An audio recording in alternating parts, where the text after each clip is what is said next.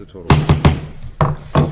Good evening, everyone, and welcome to the Portsmouth School Board meeting for June 8th, 2010. I'd like to ask the superintendent to please take the roll call. Ann Mayer. Here. Carol Chelman. Here. Kent LePage. Here. Dexter Legg. Here. Rebecca Emerson. Here. Ann Walker. Here. Mitch Schulman. Here. Tom Martin. Here. Leslie Stevens. Here. Lisa Sweet. Here. Linda Brulette. Here. Bill Boynton. Great. I'd like to ask you now to rise and join me for a moment of silence, and then we'll do the Pledge of Allegiance.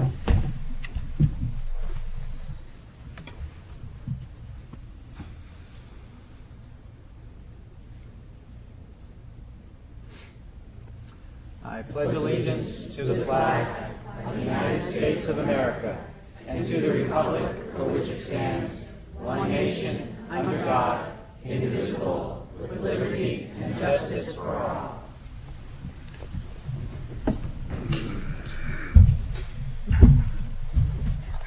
So we'll quickly go through some very short business, and then we'll get to some entertainment.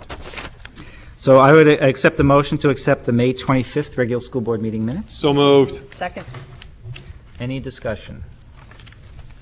Seeing none, all in favor? Aye. Any opposed? Thank you. And now a motion for the June 2nd special meeting minutes. So moved. Second. Any discussion? Nothing. Seeing none, all in favor? Aye. Aye. Any opposed? Thank you. Nobody has signed up for the public comment today. So we'll just move right into the special presentations, and I'll turn it over to the superintendent to tell us what's on board. Yes, I'd invite Principal Grossman to come up and make a special presentation to one of the students at Little Harbor School, please.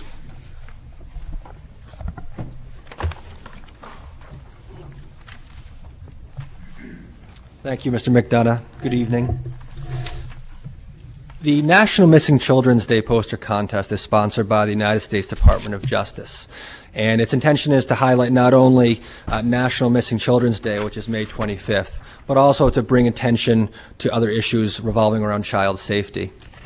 Under the guidance of our art teacher, Andrew French, Little Harbor 5th grade student Corey Owens Beauchene created a poster entitled A Messenger for Those in Need.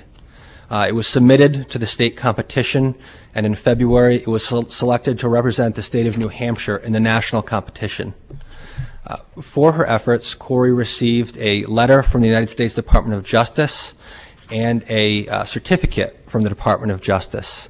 In addition, I'd like to call Corey up and present her with a gift from the Portsmouth School Department and the Department of Justice.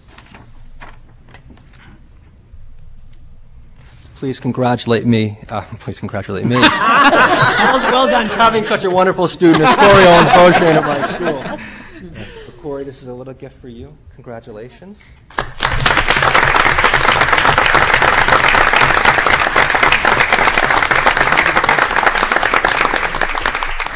And I was hoping to pass the poster and the certificate and the letter around so that the board could see that, but so that everybody else could see.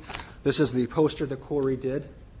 And again, it was selected to represent the state of New Hampshire in the national competition. So we're all really very proud of Corey. Yeah, it's a great idea. Excellent.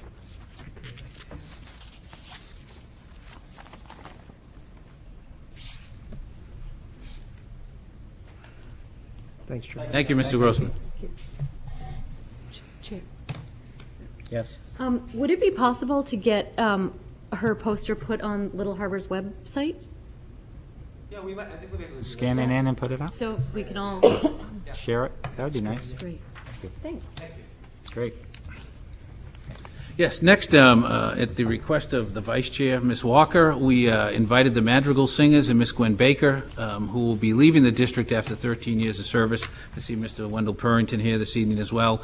This group will be representing Portsmouth High School in late July, early August when they go to Nichinan, Japan. And so welcome, and I think you'll do one of the songs you'll be actually performing when you go.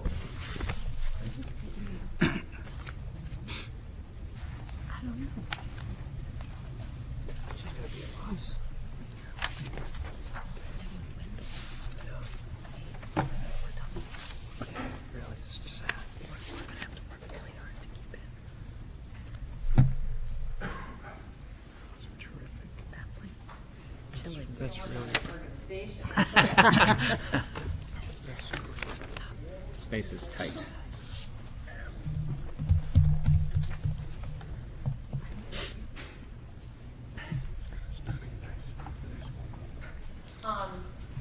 Yes, Madrigal Singers and myself are extremely honored to be representing Portsmouth in Japan. We are going to participate in a national cultural festival there first, where we will be performing alongside groups from China and Mongolia and other groups from Japan. When they need you at the mic, Oh, I'm sorry. And other groups from Japan, so we will see a lot of different cultures and also be able to share our own music. And one of the pieces that I've decided to perform for some of the officials in Miyazaki City is a piece that we performed at our spring concert, Away from the Roll of the Sea. It talks about ships in a harbor and boats tied up, getting ready to go out to sea. And I thought it would be really appropriate for our city and the Madrigal Singers to example. So this is Away from the Roll of the Sea.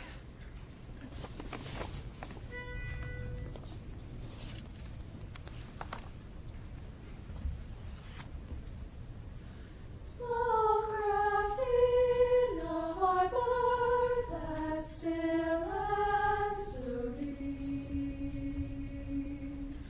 give no indication what their ways are. They rock at their moorings on their solemn dreams, away from the roll of the sea. Their stern lines are groaning a lullaby air, a ghost in the cuddy, a golan on the spar, but never they whisper of journeys afar, away from the roll of the sea.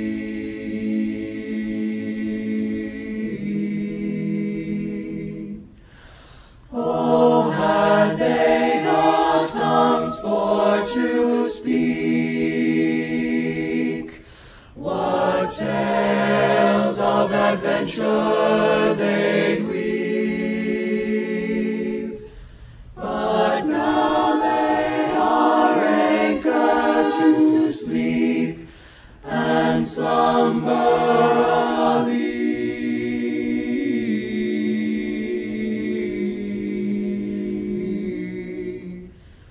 Come, fair winds, to wake them tomorrow, we pray.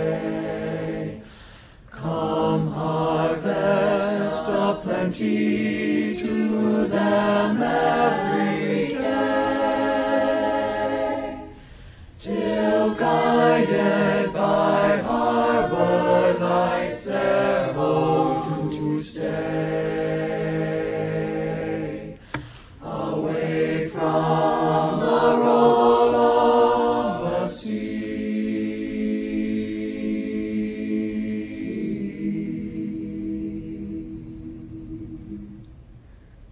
That's unbelievable.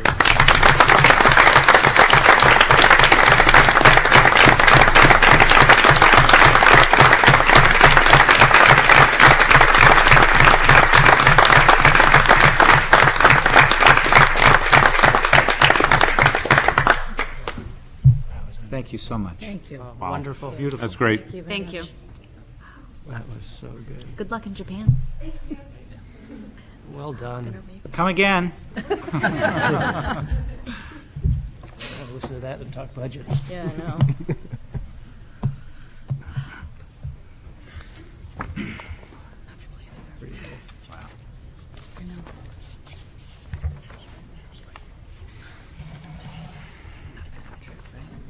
hope so. We should ask them. I think aren't they, Well, some. Very nice. we need to ask her. That's what I think. See, a lot of people didn't even know they were going to Japan. I didn't know that. So I said, let's have them come. Yeah, that's terrific. I knew they need to report back to us here. Yeah. Oh, she wants to.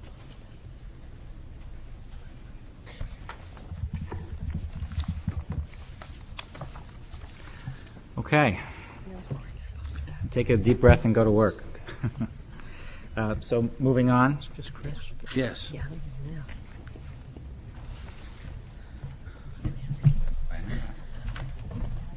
Can we get one more number?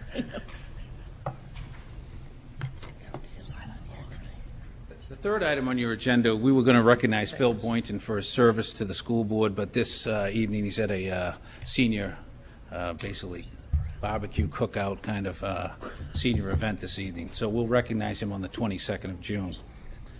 So we'll go from the melody of the Madrigal Singers to the melody of the administrative team. Promises to be interesting. We're going to hold you to that. So the purpose of our presentation this evening is to provide the school board and those folks who may be watching at home an update on our efforts since last September to implement our strategy for improving teacher practice and improving student achievement across the district. Strategy involves teams of teachers focused on student learning, working collaboratively to deliver on high levels of achievement for all of our children. The strategic model is widely known as professional learning communities. Last August, the school board's #1 goal was to support this implementation. Throughout the year, you've heard periodic updates from each of the principals. You've heard about Mr. Zadrovic's efforts to hold 2 in-district courses, one on developing assessments to measure student progress along the way, as well as another to work with teacher teams to establish interventions at all of our school buildings to assist those children who may fall through the cracks. Tonight, we want to share with you our progress on this PLC journey. In any implementation year, there'll be new learnings and things that will go well and lessons for improvement. Tonight, each of the principals will share with you the status of our goals that each of the teacher teams established early last year. Teachers worked together, they looked at student data, and they identified an area where they wanted to see students improve. So I've asked the principals, and I want to thank the staff and I want to thank the principals for all their hard work this year because I think they've been committed and faithful to the process. I've asked the principals to come up and essentially share with you very quickly the overall number of goals and how many met or achieved the goal, and there's some data that's still outstanding, to basically share a success story, something they're proud of, particularly in their building, and then maybe share some of the reflection they've had with faculty as they think about next steps and moving forward with the strategy for next year. So I'd like to begin with Principal Shea.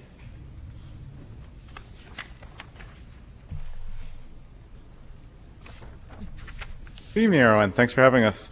Let's see. At New Franklin, we have 6 PLC teams, K through 5.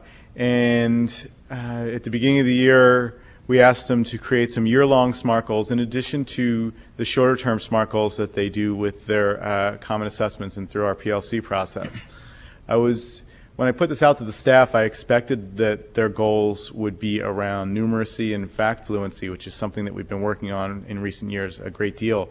I was very surprised when 5 of the 6 teams came back with goals around mathematical reasoning and written expression of that reasoning, going deeper into the math content, and it was amazingly consistent. Kindergarten's always an outlier, and they were our outlier.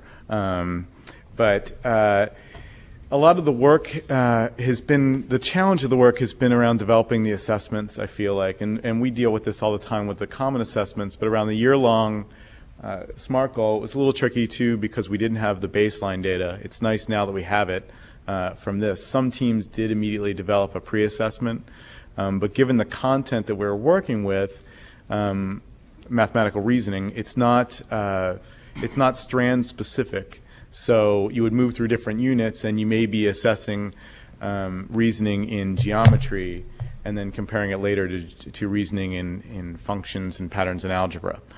So it's a little bit unscientific at times. But we're always trying to develop assessments that have rigor, and there's a real difficult balance to that. Something like the kneecap will never ask, what is 6 plus 4? They will always ask, Addie has 6 dimes, how many more does she need to get to 10? They're always looking for the missing add end and that sort of deeper level of knowledge. So we've been trying to create assessments that we feel, one, reflect a certain depth of knowledge, and two, we don't want them to mirror the kneecap, but we want them to have a comparable degree of rigor, since that's what they're being measured against oftentimes. So that's hard because teachers are not necessarily assessment designers, but we've become quite skilled in it. In the end, 4 of our 6 teams met their goals. Some of them by the hair of their chinny chin chin, and one that missed was just off by a hair. What you're looking at here is, I just picked one. This is a grade 4 assessment, and they did do a pre-assessment. This is based on a rubric scale. So when they develop rubrics for assessing these or for scoring these, they're not 1-point answers, yes or no. They're typically a 3-point scale. 1 if the student gets the answer correct, 2 if they used diagrams to support their answer, and 4 and 3 points if their reasoning was lucid and well-founded. So when you look at these are the same 6 items that they took, and so you see percentage of zeros, percentage of ones, percentage of twos. So this is a 3-point scale with 0 being incorrect. And you can see how the numbers increased. The first 11, 12, and 13 there, if you look at percentage of twos, that was a more straightforward question. It was only a 0 or 1-point answer. So 14, 15, and 16 there are the ones that have a little more of an indicator of depth of knowledge. So this team in the end had risen up to 82% proficient from what they had before. And I put in your packet, I believe, if you look at the thing, this is the original SMART goal from this team that they started with in the fall, the team SMART goal worksheet. And if you flip that over, you'll see at the end of each SMART goal cycle, we have a reflection piece, some to build on what we can do next time, and some to make sure we document what was effective practice this time. So you can see this group, only 32% of the kids received the full 2 points on the most challenging questions on the pre-assessment. And that percentage jumped to 82% on the post. And you can see what worked, what needs adjustment, and then bright ideas, what they're looking forward to doing next year with this. So you can see some of the data there. As I said, on the next, if you look on the next page, you can sort of see, I threw this in here because you can see how assessment design is a challenge. This is a 3rd grade open response assessment here. And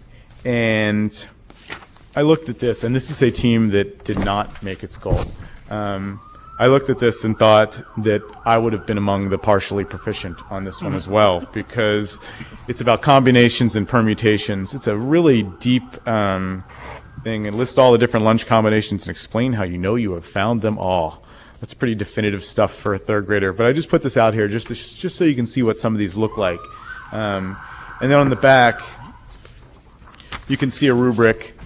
This is a 6-point rubric, and some of the grade levels did 6-point rubrics. A 1 to 3 on their math thinking, and then a 1 to 3 on their written communication. So it gives you a sense of how we're trying to examine all this as we go. So what have we done, and what have we learned from this? We've got great baseline data. We have established rubrics and assessments that are now time-tested. We've given them to the kids. We've run them through their paces. We've looked at them and said, this is what needs to be changed next time we do this, or this, we didn't control this variable here. That's great. And that we also have the instructional systems in place for making sure that we have explicit instruction on these reasoning skills and mechanisms in place to make sure that we help those students who are not able to effectively articulate their thinking in math, which no child likes to do, but we're getting them to, and they're really starting to talk the talk. So if you look at just some of the reflections of staff, I think the first one mentions that it's difficult to assess this when you're moving through different units and they're not sure if they're good. It's good comparative data. One staff member says the value of the SMART goal was not in the results, but the process. You can imagine that was a team that did not make its goal. Its process is key. And then we've also been using it in terms of pulling assessment items. We get them from Everyday Mathematics. We get them from the Content Library and Performance Tracker. We get them from old kneecaps. And we noticed that some things we pull from Performance Tracker still seem to be easier than some of the everyday math. So we're always trying to that rigor and degree of rigor and how much depth of knowledge we want to measure is the thing that we struggle with a lot. But we're getting closer all the time. So I believe that's all I have for now, but thank you very much, and thank you for your support. Take questions for a second? Sure. Oh, any questions? I just wanted to comment, I think the Everyday Math program is a fabulous program. However, if there is one weakness, I would say it is the math reasoning and problem solving aspect of it. So I'm particularly pleased that you're attacking that. And then also the written expression. The kids do hate to do it, but they have to. Yeah, and it's a grind, and getting them to know that's part of the routine is key. And you're right, the Everyday Math has one open response every 2 or 3 units. And so we've built those and have started infusing them with the help of Robin Burdick has been a huge assistance to us in that, and we've been able to leverage her volunteerism and math skills for a lot of that. So, great. Thanks a lot. Any other questions? Thank you. All right, thank you very much. Thank you. Good evening. So at Little Harbor School, we had 7 PLC teams working on academic goals. We had a variety of teams working on a variety of different goals. We had a team working on developing fine motor skills and helping students develop their handwriting. That was at the kindergarten level. We had 2 teams, the first grade and the third grade, working on developing fact fluency with children. The 5th grade team worked on developing automatic word knowledge in students. And then a combination of special ed teachers and reading specialists worked on developing a rubric and developing reading comprehension of the students on their caseloads. So we had a little bit more variety than New Franklin did. We had 3 teams that met their goals, 3 teams that missed their goals, and 1 team was still compiling final data, but it was pretty clear at this juncture that they would meet their goal. I would echo one of the comments from the teachers at New Franklin, and certainly I've selected a team which actually didn't meet their goal, and my purpose in doing so was to demonstrate what comes out of this process, even when these teams miss their goals, because being new to this process myself, for me, from what I've seen, that's the greatest value. And so this was a 2nd grade team, and their goal was that 100% of 2nd graders would demonstrate proficiency, and the 2nd grade team defined proficiency as 90% accuracy in each standard in attaining the math power standards. There are 10 power standards. And so at first glance, I should point out that this is a very lofty goal, but their reasoning is this is what we set out as essential learning for the students in Portsmouth, and so this is the goal that we should be setting. And there's still a great deal of frustration, and there's a great deal of going back through the data to understand why not all kids were able to make this goal this year. But at the same time, having said that, you see that there's still a great deal of achievement.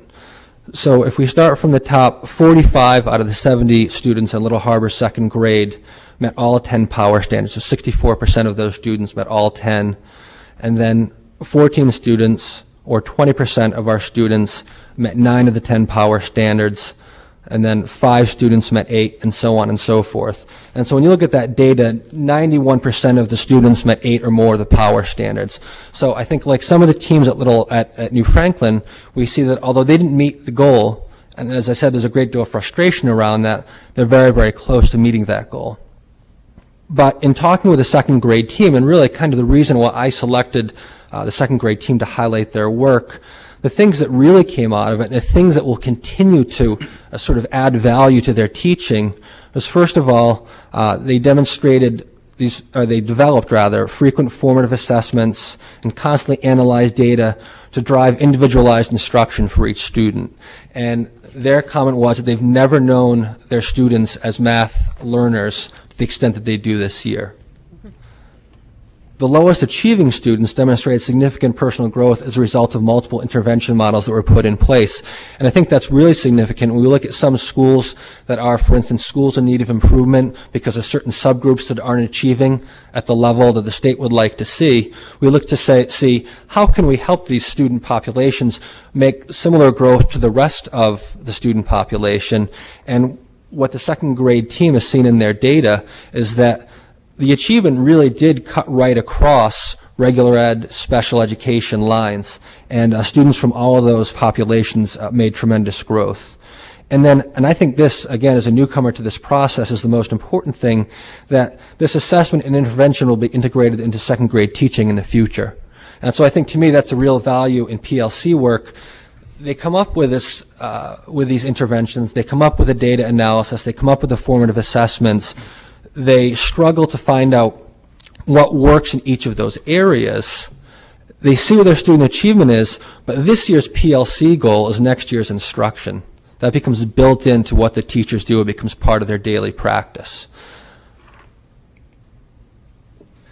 And so as we've come closer to the end of the year at Little Harbor, we've talked as an entire staff about some of the things that we focused on for next year, we plan to focus on for next year. And one of the first things is, it's sort of, I think, highlighted by what grade 2 has done here. So, and again, I think as George had mentioned, how do we set a SMART goal which is attainable, which is the A in SMART, and yet which still challenges students and teachers? And we were talking about this the other day, and somebody said that it sometimes feels like an attainable goal is an oxymoron. We want to set something that is a lofty achievement, and yet at the same time we want to set something that's reasonable. And I think almost all of the teams have struggled to kind of find that balance. Another, I think, common issue that the teams have faced is one around assessment. And again, as George mentioned, most teams went into this year without any baseline data. So they would identify a goal based in student learning, based on their experiences with students from the past, and identify areas that they'd like to see student growth in. And they think, how will we assess that growth? And so then as we make our way through the year, and we use those assessments and we analyze that data, then what we find is, well, is this really assessing what we wanted to assess? Is this really collecting the kind of data that we'd like to collect? And so then we start to modify those assessments to make them more authentic assessments and to make them more informative. But then what happens is we start comparing apples with oranges as the year goes on. And so teams really struggle with whether or how to modify the assessments as we move through the year. And then finally, something that we've talked about is the concept of capacity building. We certainly have seen teachers do it within teams, but one of the things that we've talked about is setting aside more structured time for teams to share their successes and struggles next year to inform the practice of their colleagues, to have more time for teams to share with other teams and for teams to learn in a really structured and constructive way from those other teams. And I think it was really amazing how common all of these strands, I think, have been. No matter how different some of the goals were that the teams had, these issues came up and came up and came up, and this is where we find ourselves at the end of the year. Any questions? Lisa? Yeah, I think, and I hear it in there with the teams meeting with one another, but it'll be interesting to look at the vertical progress. You know, like a first grade team might have had this goal this year, and then, you know, how does the second grade leverage that or move to a different area, you know, going on up through the elementary school experience? And I think that's exactly one of the things that we want to get at with that third goal. It's certainly something we've talked about at the end of this year, and teams have talked throughout the year, but again, being more strategic and being more structured about that, and that's exactly, at least one of the things that it speaks to. Right. Carol? Just a quick question. I understand that the main point of this is to see whether kids are learning, what they're learning, how much they're learning, and to be used internally, but how much of this information is used externally? In other words, how much of this information is shared with parents? When it's time for report cards, are parents informed, this is where your kids are on the PLCs, this is how they did compared to other, you know, how much of this is used beyond just the school, you know, assessing how kids are doing internally? I would say virtually all of it. But I think when teachers meet with parents, they're probably not saying this is how your children are doing in the PLCs. So they're going to talk about the various power standards in math, or they might talk about in a kindergarten student how their fine motor skills are developing and how their handwriting is coming along. So again, I think the concept that really it's embedded in the daily practice and in the goals that the teachers have set in looking at student performance and student work and really finding genuine areas that they would like to improve student achievement in. And so it's certainly a part of daily practice throughout the year. And I think that's what's so important about this. It's not something added on. It's something built in. And so I think they use this information, like all the assessment and all the data analysis that the second grade team did in these power standards. As I said, they feel like they know their students much better than they ever have, and I know that's reported back to parents, whether it's in teacher conferences or just, at different intervals throughout the year. Okay, great, thank you. You're welcome. I have a quick question. Yes. Just to be clear so I understand the difference between standards, power standards, and SMART goals. So the power standards are self-selected by the teams or the building or the district? By the district. From a whole slew of standards that exist in the state in that particular subject area. Correct. The SMART goals are written by the individual teams themselves. That's correct. Okay. All right, so the SMART goal is, yes, like in this case, that year-long goal that teams identified for that particular year, yes. Okay. And I guess this is maybe a question for you and even for Steve. And we'll hear the third elementary school. But so is this, I worry about in education about new things coming in and then they just work for a couple of years and then they go away. Do you see this as really being foundational change, or is this something that PLCs in a couple of years we're going to be on to something else? Your perspective from the administration as the principal, as the superintendent, is this here to stay? Is this going to work in your views? In my view, and again, I have to say, throwing it in, being new to it this year, I think what's really important about this is, to some degree, what I just sort of said to Carol, and that it's based in everyday practice. It's not something added on top of what the teacher's doing in the classroom. It's not some sort of disconnected professional development. I think frequently I've seen as an administrator and as a teacher for that matter in schools where, you have a variety of different teams at different levels who feel like they need to have a different focus in their teaching, and that can just run the gamut. And then often the burden is on the principal or the assistant superintendent or whomever to kind of provide this one-size-fits-all professional development. And instead you have teachers that are really invested in their work because they're looking at what their students can do and can't do. They're identifying an area which needs improvement, and then they are setting their own goals and their own path with the support of the administration, the other teachers, and the district in helping students meet those goals. And again, just to bring it back, that process in itself of looking at real student achievement and looking at how our assessments and how our interventions improve, or in some cases maybe don't improve as much as we'd like, that student achievement is what makes it valuable and what makes it real. Thank you. Thank you. Thank you.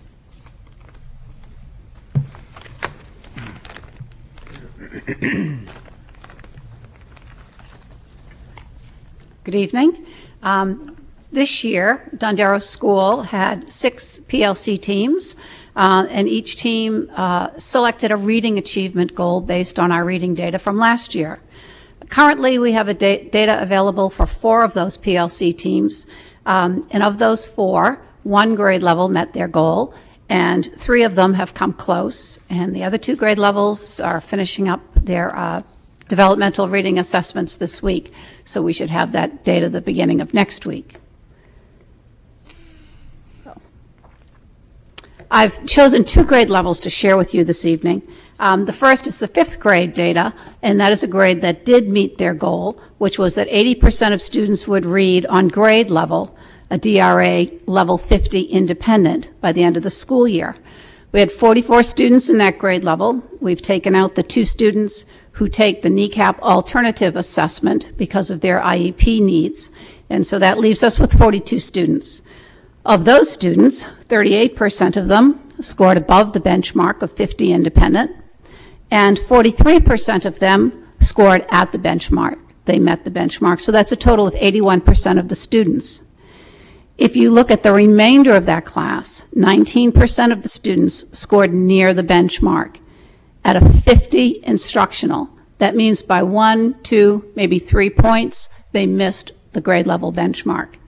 And what's interesting is when we look to triangulate the data, 4 of those 8 students were proficient on the kneecap in the fall. So you really have to wonder and look carefully at the assessment as to whether or not it was just not the best effort on a particular session, or if there really is an issue. And with these children, we think they made tremendous growth. In second grade, and I wanted to include this because I've been talking about second grade to you at the other times we've had a chance to talk about PLC work. In second grade, their SMART goal was also that 80% of the students would make the benchmark, read on grade level, DRA level 28, independent. They have 63 students at that grade level, and only 1 student who takes the kneecap alternative assessment, leaving us with 62 students to assess.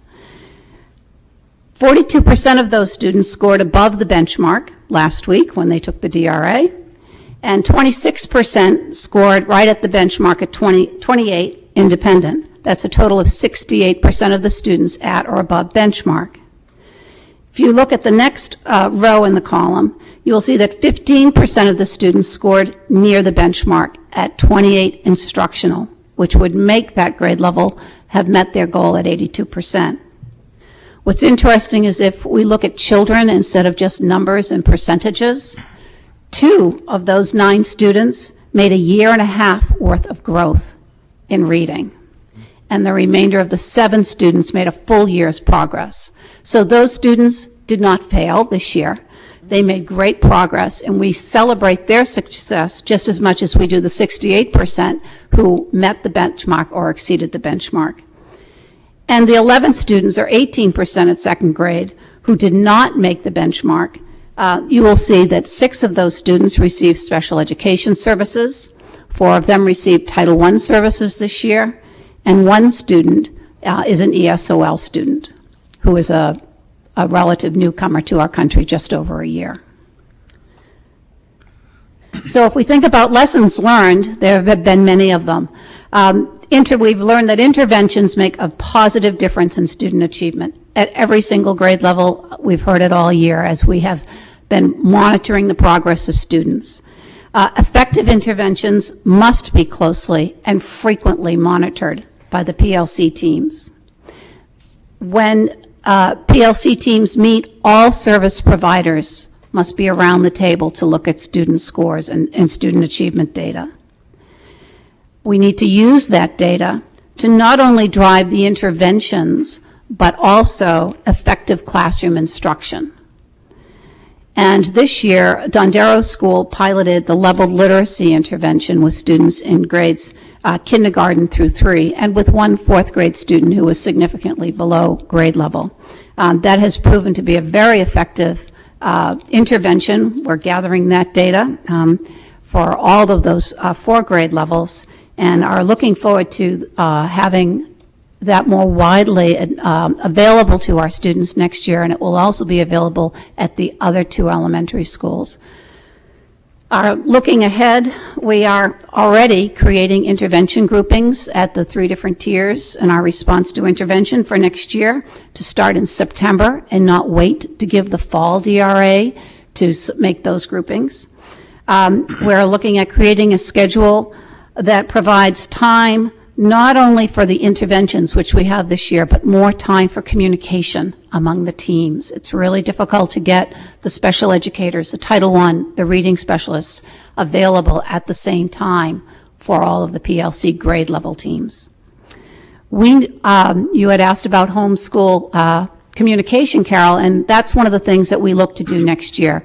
We want to make that systematic. Right now it is not, and how students progress through the interventions throughout the year. Some of it is provided very effectively in different pockets, and others not quite as effectively. So that's one of the things that we'll be looking to make a consistent K through 5. And all the while, we need to maintain a child-centered focus on learning, that these are little people that we are working with.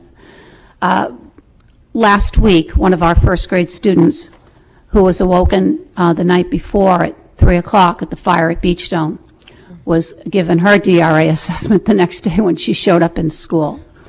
Those things don't show up on any of these numbers, but that little trooper, she scored instructional at the benchmark, not independent, but she is another success story for us this year, and we need to always maintain that focus on the fact that these are children.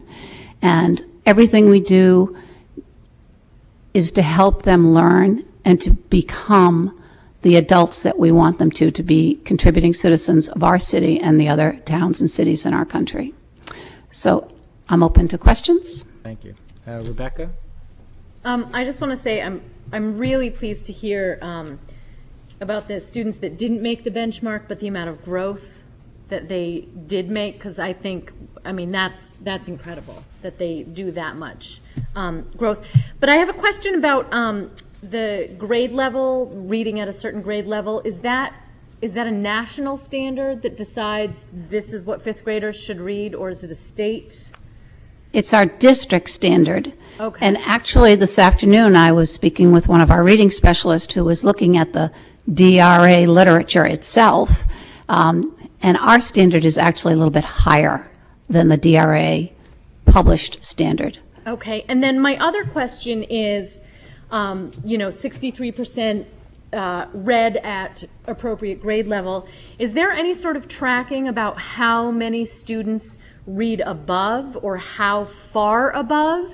And then do we provide support for them as well? And we do, and that's why I've shown you here the above and the on. The students who exceeded the benchmark and those who made the benchmark, we only go a specific number of DRA levels above the grade level, and it's only in the interest of time.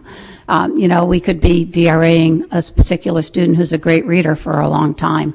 The teachers learn about the students at their levels when they confer with them in the fall, and they will take those students further than perhaps a DRA level would indicate. So if we had a third grader who was reading at the sixth grade level, the school would take that into account, and that child would be getting that kind of support in reading with the self-selected and all that? Every child has what we call just right books. Yeah. They are books at their independent reading level, as assessed firstly by the DRA and then by teacher conferences with students. And if a student is reading in third grade at a fifth grade level, they're going to be not only reading books at that level, but being challenged to think deeply at that level, comprehend, infer, and really think like a fifth grader might be thinking. Great. Thank you. You're welcome. Any other questions? Great. Thank Okay. you. Thank you.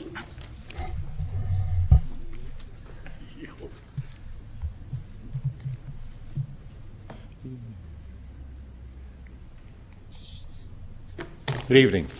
Thank you for the opportunity to present this evening. At the middle school, we have 14 PLC teams with 27 different SMART goals. Many of the teams, of course, have set more than one goal for the year, and we also set a school goal to mirror the system goal, which is to have 80% of all faculty very comfortable with the work on PLCs by the end of the school year. 72% of the SMART goals were achieved, and for me that 72% is okay. I think the first year around, if we were 100%, then I don't think our SMART goals would have been challenging enough. So 72% did achieve their SMART goals, and the teams that did not, they were in 3 to 5 percentage points of what they had set, whether it be 80% or 85%. The formative assessments produced excellent feedback for these goals that the faculty developed, and the cross-teaming by grade level really produced strong curriculum alignment. And what I mean by that is, with a middle school set up in teams, where we have 2 teams at each grade level, we always have to be aware that one team doesn't go in one direction with the curriculum and another team in another. So now setting SMART goals by grade level really brings those academic areas together. One thing which can be a weakness of a middle school concept is that academic at that grade level. Because again, you may have 2 teams or 3 teams in a middle school, and they may move away from that departmentalized piece on curriculum. This brings them back together with the PLC work, because your PLC teams are going to be set by grade level and academics. And actually, the example that I've given you is on the 8th grade English Language Arts. What they've done is they've looked at the constructive response. And what we know from the kneecaps is if we don't improve our work on constructive response questions, then we're not going to improve our kneecap scores. The reason being, they're really the meat of the kneecaps test. They count 4 times what a multiple choice question counts. So your multiple choice is 1 point, whereas your constructive response is a possible 4 points. And when we look at students who are dropping below the proficient level, time and time again, they have a hard time producing on those constructive response. Because on the constructive response, that's where a student has to talk about why they're solving a math problem in a particular way. They can use tables, they can use charts, or they're looking at a reading passage and talking about that reading passage. And that's what that constructive response is about. It's set up with a rubric, a 4-point rubric. So what the English Language Arts team did was they actually set as a goal for all 8th graders to improve on constructive response by 0.5 or a half a point. And what they've done is during the year, they started out in September by looking at the kneecap scores from the previous year. And then when the kneecap scores came in January for their 8th grade test, that gave them another baseline for the 8th graders. And using formative assessments during the year, they were able to continue to work on that with the students on a constructed response question using the pieces from literature. And what they found was that by the end of the year, they started with 209 students who were assessed in September, 209 of the 212 in the 8th grade. And then in April, 194 students were assessed. And on their results, 67% of the 8th graders moved up a half point or more on constructive response. 28% remained the same. Now, it may have been that students who had scored a 4 remained at a 4, because that's your highest point level. And 4% regressed a maximum of a half point. So the students that had dropped back, those are the students that you're going to look at for your Tier 2 interventions. And how would a language arts team now develop something within the time frame of the school day for that response? Because we're going to have to look at schedules and how that works with teams without adding personnel for level 2 responses. That has to be the responsibility of the team. So for reflections, the PLC teams, they'll continue to set high standards for their SMART goals. The continuation of setting SMART goals and using formative assessments will guarantee the curriculum essentials for all students. When I say guarantee the curriculum essentials, we set essentials at each grade level for the different academic areas. I think the PLC work, which again brings the grade level folks together in that academic area, whether it be science or social studies or math, that is now going to guarantee that all 7th graders have these essentials in mathematics. Not just the 7th graders on one team, but maybe not the other, but all 7th graders. So I'm kind of calling that the guaranteed curriculum for middle school students, which will come from the essentials. For next year, what we decided is in the last teacher work days this June, and there were a couple of days built into the calendar with a new contract, we want to now set our SMART goals for next year. So we're not waiting until September to sit down and start to look at what are the SMART goals for 2010-11, but instead set those now from our experience with this year's SMART goals, and also start to develop our formative assessments which will be used to achieve those SMART goals. The SMART goals they've worked on this year, those will continue. Those aren't just done and over with, such as increasing all constructive response by a half point, but also build on those and add more SMART goals for the future. I think Carol's question was excellent because we just surveyed all of our students a week and a half ago, and we asked them 2 questions, being very concerned about not making AYP on the kneecaps. So the 2 questions were, number 1, what is it that is difficult about the kneecap test for you? And the second one was, what incentives might we offer that'll help you improve your kneecap scores? And the reason we asked the second question was because I believe a lot of students don't value the kneecaps because, number 1, they're not on their report cards. It doesn't reflect in the grades they receive on their report cards. And for many of them, they never know the results. We mail the results home to the parents. And what we found out by surveying the students during their homeroom advisories and brainstorming what is it that is difficult, one of the things was, I don't know how I scored. So now when we're going to give an assessment that is drawn out over a week or a week and a half, and I never really know how I did on that assessment, what's the motivation? So we need to do a better job of communicating with our students how they're scoring on the kneecaps. And that came from the students.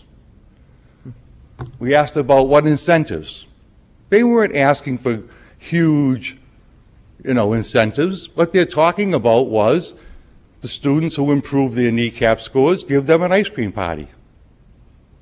The students who improve on their kneecap scores, give them a free homework pass. So they weren't asking for huge things and for improving, just some things which are important to middle school students. So we'll now start to institute some of that into the whole program and also do a better job of communicating this is how you're scoring on the kneecaps, because every year when the student has their score, the state then sets a target score for the following year. I doubt if many students know there's a target score. So we need to start to talk with them about that. And I think those things will also bring about improvement on the kneecaps when we start talking to students about their scores and the importance of improving and working on this PLC work. Any questions? Thank you very much. Thank you. Thanks, Great. John.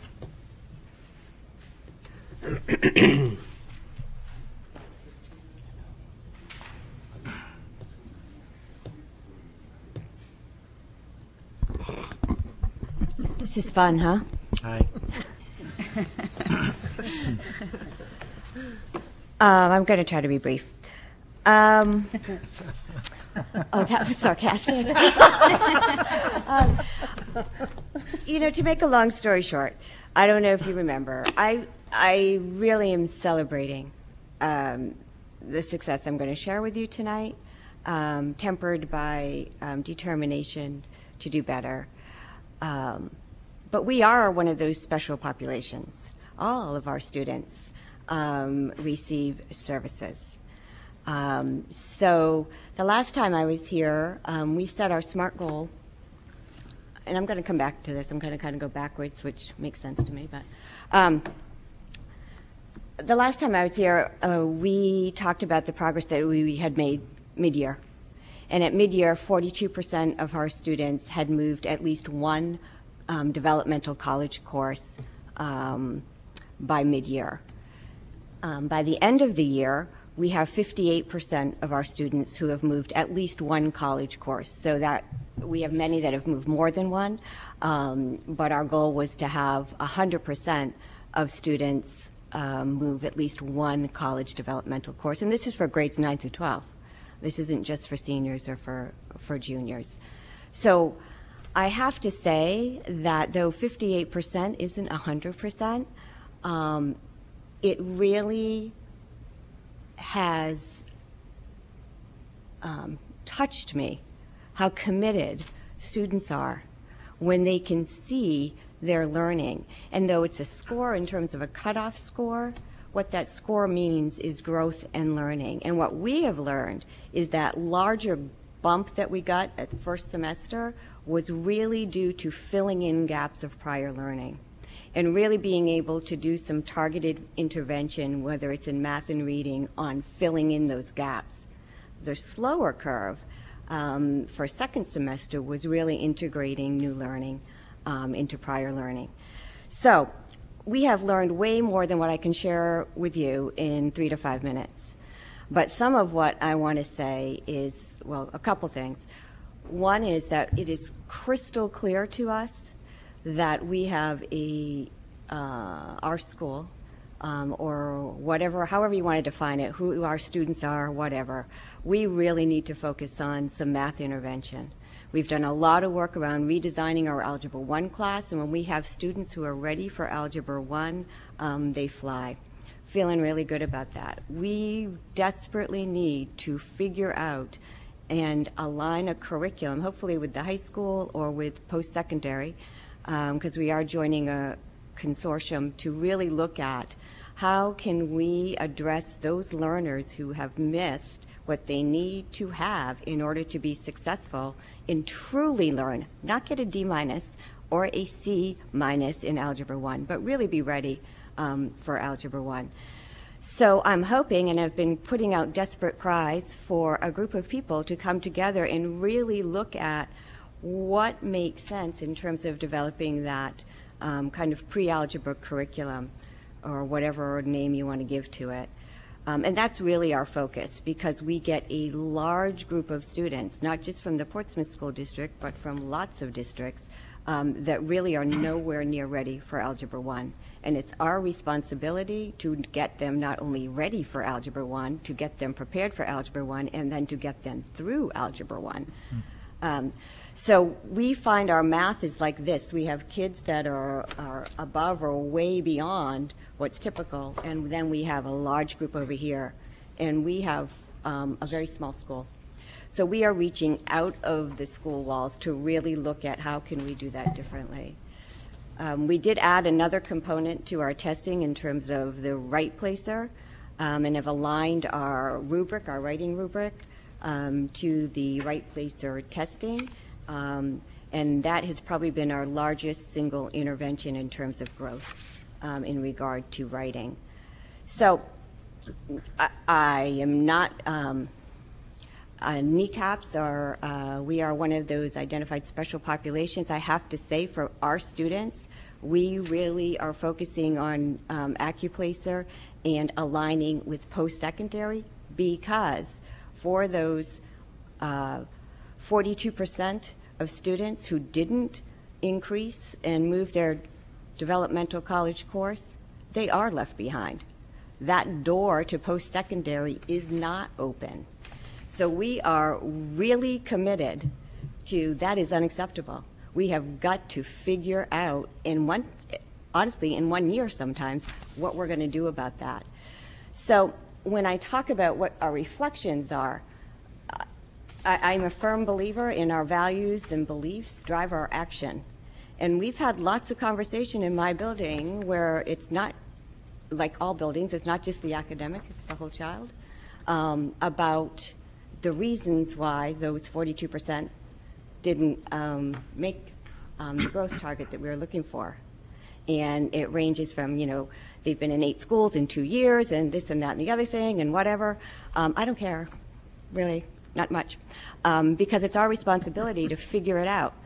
And we've really had some conversations about that, because some of our beliefs that we've held on to in regard to student learning is that it really is, whether they do it or not what we need to do to make it happen.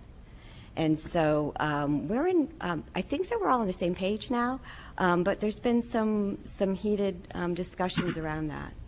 So I have lots of data, and I certainly can share the numbers with you if you're interested in that in regard to the number of point changes. We had, it breaks my heart, and I had to really draw on my honesty and integrity, because we had a couple students that were just 1 point away, which would have really increased our numbers.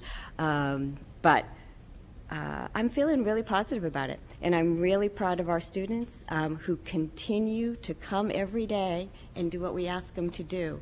And I got to tell you that if we had done the testing at 7:45 this morning, it would have been wonderful. As what Jill was saying, if we had done it at 10:30, it would have been a disaster, just because of all the things that occurred in the course of that morning. So,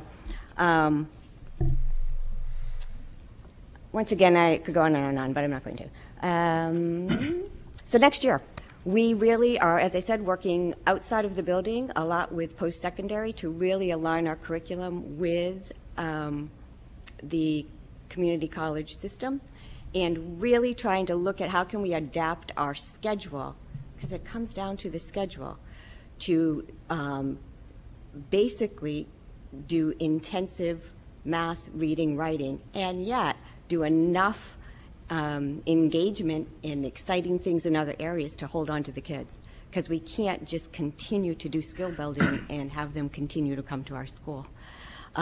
So we're really looking at how can we do our schedule that allows us to do that time-intensive skill development and yet also do engagement curriculum, if you will. Any questions? Seeing none. Thank you, Nancy. Appreciate it. Thank you, Nancy.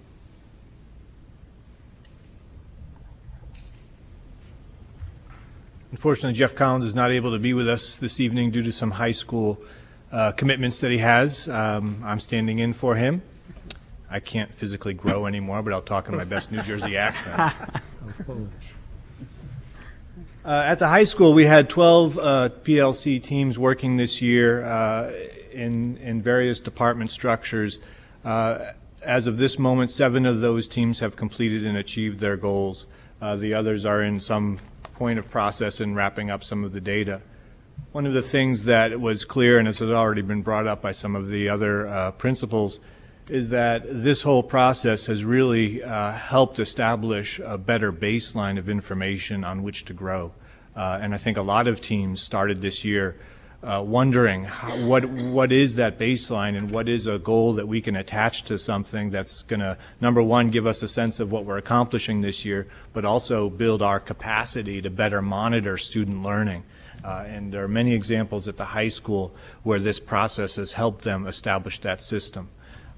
In addition to other things, and I've spoken quite a bit with Jeff about the work that's gone on at the high school, there's been many benefits that have come out of this work that haven't been maybe the direct focus from the outset.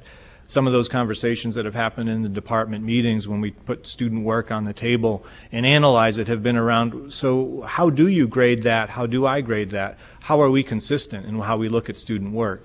And really build some conversations about consistency across classrooms, which has been very promising for the teams there. Another specific example of the outcome in the English department specifically is the work around writing.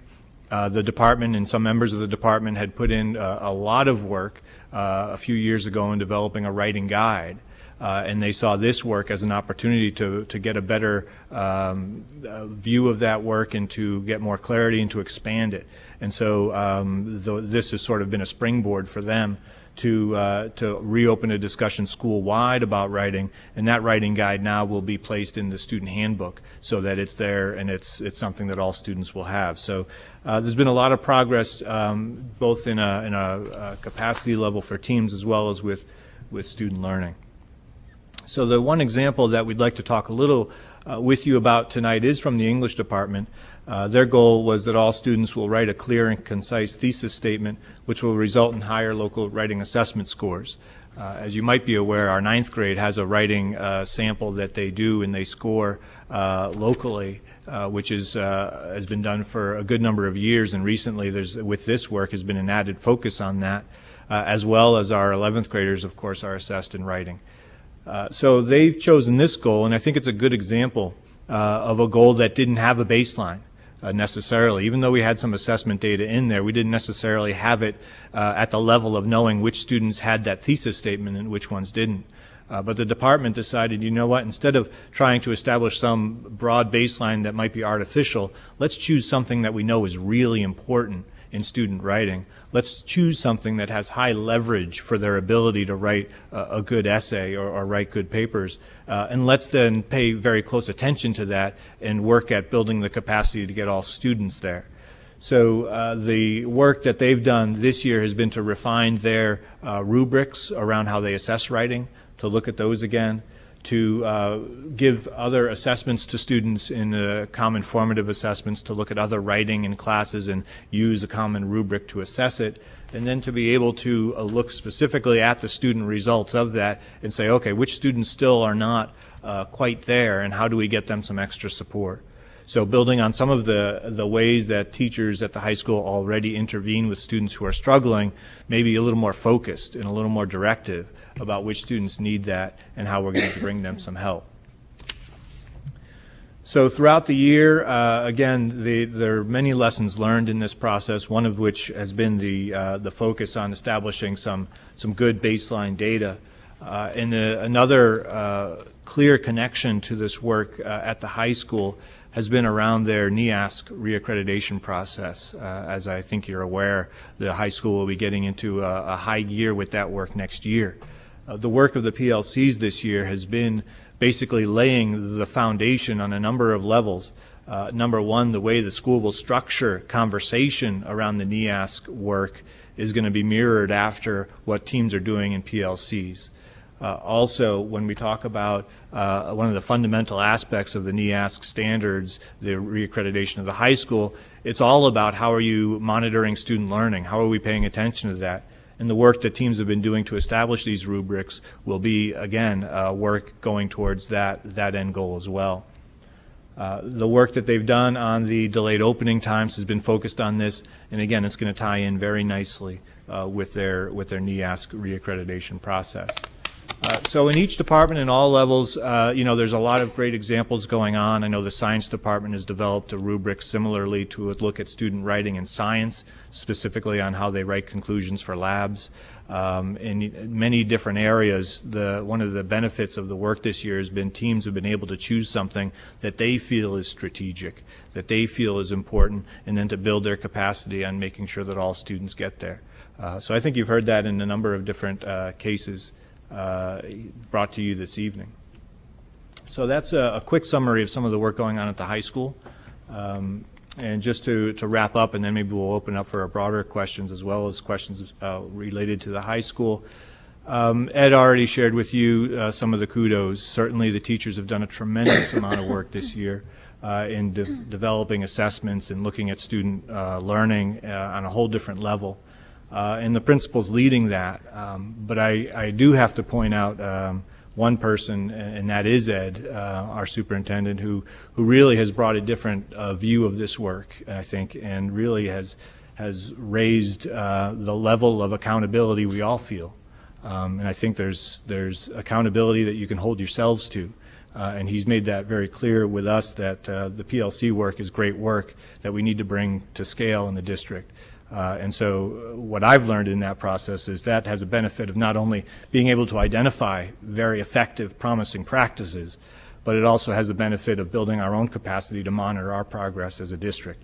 And so we're really appreciative of the work that he's done to build a level of mutual accountability, even amongst the administrative team. We all feel the same things that we hope to instill that teachers are feeling, which is that on a team level you feel a mutual accountability to each other to make sure all students get there. I think I can speak for the administrative team when I say we feel that as well, to say we need to build on the good things going on in all of the schools to make sure we bring this practice to scale across the district. And I would like to respond just briefly to the question asked before about is this something that's a brief fad or is it here to stay?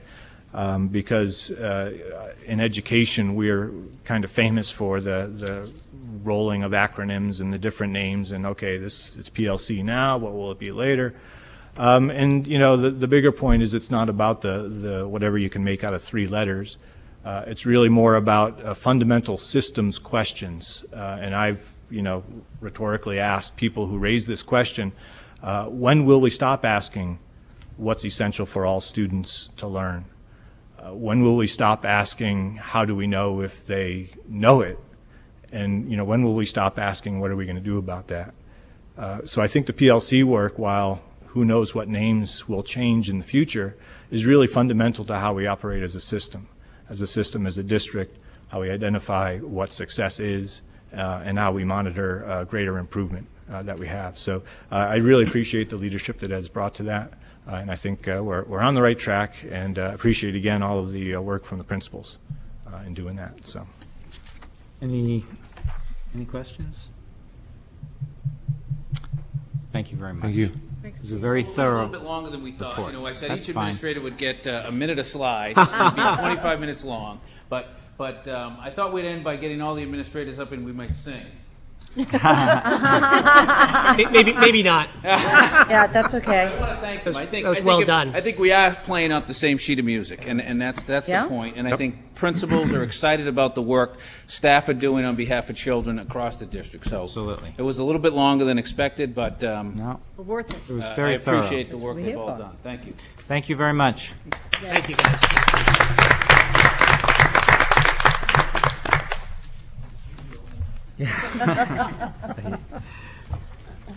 Does that mean that we can go home? Quite.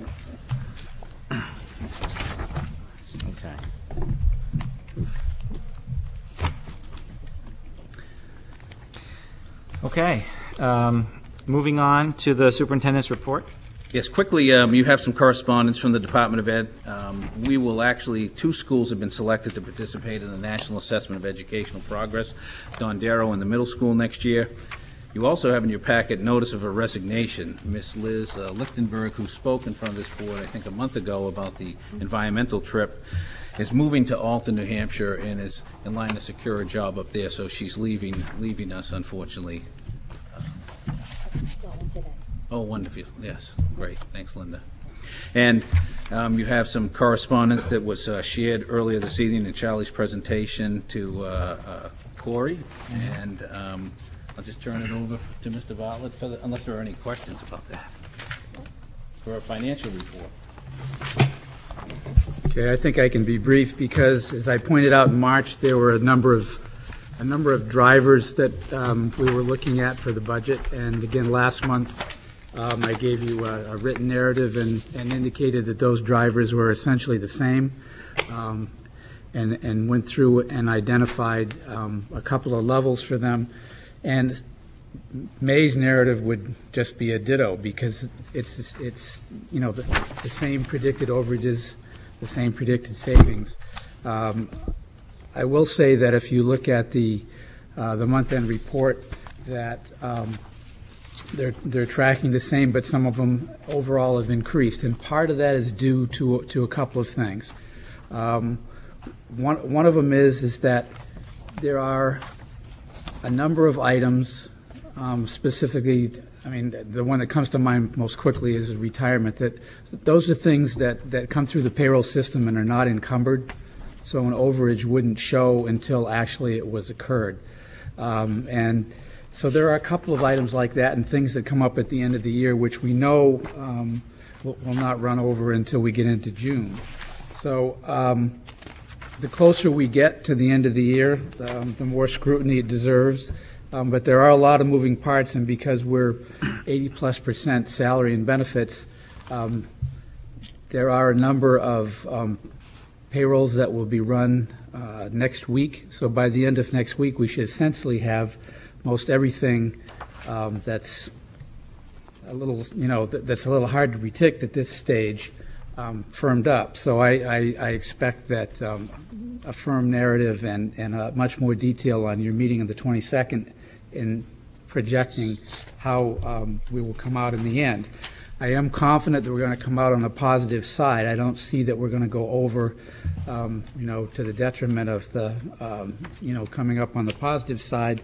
But I'm also confident that the number that you see at the end is not going to hold till the very end. But I believe there will be something there.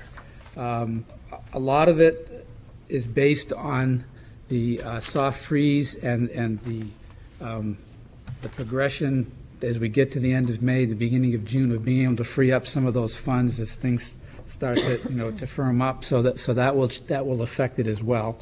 I think the biggest thing is that, based on all the budget activity and based on looking at that, the question has come up again of, should we set up a reserve fund? Could we set up a reserve fund?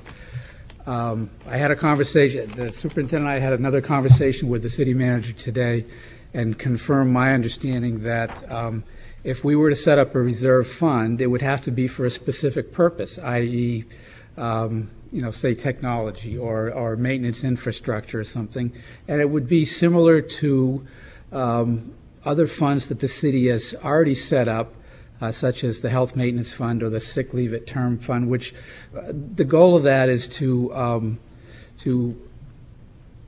accumulate a certain sum of money to be able to use to eliminate the ups and downs and the spikes and try to keep it level. The idea that we could take what we had left over and try to prop up next year or have a fund just for general expenses is not one that would be accepted by accounting practice or our auditors. So the only option that we would have would be to set up a reserve fund. So over the next month to 6 weeks, we'll be working to try to define that for you and bring ideas forward so that you can make a decision. And of course, having the final numbers for the end of the year will also probably influence that discussion. Lisa. Looking to next year, I'm curious about enrollment numbers. I know that we've talked about a bubble at the elementary level. I'm wondering if that's bearing out. It's kind of not exactly budget, but definitely related. And then I know Portsmouth High School, we've had an increase in the number of tuitions from SAU 50. I'm also aware that we have an extraordinarily large rising 8th grade class. So, are the numbers there looking any different for next year? And then I'm also always curious about kindergarten, since we have now really established full-day kindergarten. Are those numbers continuing to go up as they have the past couple of years? And I guess in that vein of the discussion, I defer to the superintendent or assistant superintendent. The numerical superintendent. The kindergarten projection was for 171, and we're probably, I think, somewhere just under that by about 8 or 9 students. Yeah. And of course, you'll get some registrations over the course of the summer. So it's tracking just as we thought in terms of the number of sections we needed at each of the buildings. Okay. And I think at the high school, I think they are expecting an increased numbers of students along with the large 8th grade class graduating. So I think they're expecting a rather large freshman class. I can't recall the exact number off the top of my head. Right. Well, I guess the way I relate this to the budget is, I know, for example, at Little Harbor, it's going from 420 to 450 or something. So, when is it that you make sure they all have desks? When is it that you make sure they all have, all of the supplies that they need, and that everything's in place if you have a larger population than you had last year or than you expected to have? Well, actually, now is the time that we start working on that. I've talked to a couple of the principals in terms of, we set a benchmark and said you can't spend past this point. And I have to admit that the principals have really been, good stewards and good soldiers, and some of them haven't even come close to that point. And so I sort of asked, do you have a plan, or is this just, I scared you into doing something, or what, what's going on? And the idea was, we're looking towards next year, really to address the issue that you bring forward. We're going to need some more furniture. We're going to need some things. So that's why I say that the first couple of weeks of June we'll probably see as that money is released to try to meet those needs and plan for those needs. So coincidentally, they actually are thinking of those types of things now. And traditionally, that has happened in past years. I know at Little Harbor that this was the time of year that Mrs. Burdick could come down to me and say, do you have any money? I got another classroom. And we try to work something out so that the kids have some place to, sit and be taught. Just not sure what the protocol is, but I know at the end of a budget, a lot of times we're looking at deferred maintenance opportunities as well as prepayments on going forward services that you could get discounts on. Are those opportunities out there that we can take a look at, or it's a different environment obviously here in education, but I can't imagine that being that different. To some degree, there are some things that where we have the same needs as outside businesses. So as those opportunities present, we try every way we can to take advantage of those. Yes. Ann, sorry I missed you. That's fine. Steve, could you just describe to the board how that soft freeze affected the schools? I know that the administration sort of applied this pretty early on in the season. It was September, October. And knowing what the budget was, and we're facing another year after last night, does that mean we're going to be applying another soft freeze, or is this going to be a hard freeze starting July 1? Good question. I don't know. I better go get my crystal ball from the cleaners here on that one, I'm afraid. That's really a tough one to answer, because I think that part of what we've talked about doing faced with these types of things is figure out some different ways to do things. So I'm not sure at this stage of the game how that would take place yet, because we haven't figured out exactly as an administrative team what to present to the board in terms of how we would address the budget situation that we have ended up with as of last night's vote, to be perfectly honest. What kinds of things did the soft freeze affect this year? I mean, was it in place all year? Did they couldn't buy glue, or they didn't have enough paper, or I mean? Well, actually, what I tried to do was say, here's the cutoff point that we need, and so you're able to spend up to that, so adjust accordingly. And if there were a couple of instances where there were some needs which had to be met, which impinged upon that line, and I saw an offset somewhere else, we honored that. So to my knowledge, it was, yes, he didn't get everything he wanted as quickly as he wanted, but I don't think anybody had to go without anything totally.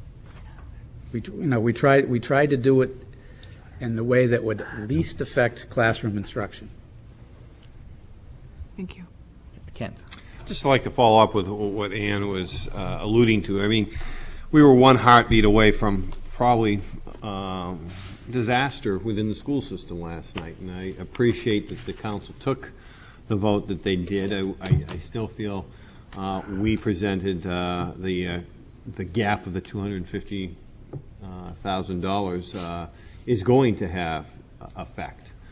Following, when we're looking at a budget now, talk with the superintendent, and you don't need a crystal ball to know that next year is not going to be anywhere near as fun as this one. It's going to be even worse.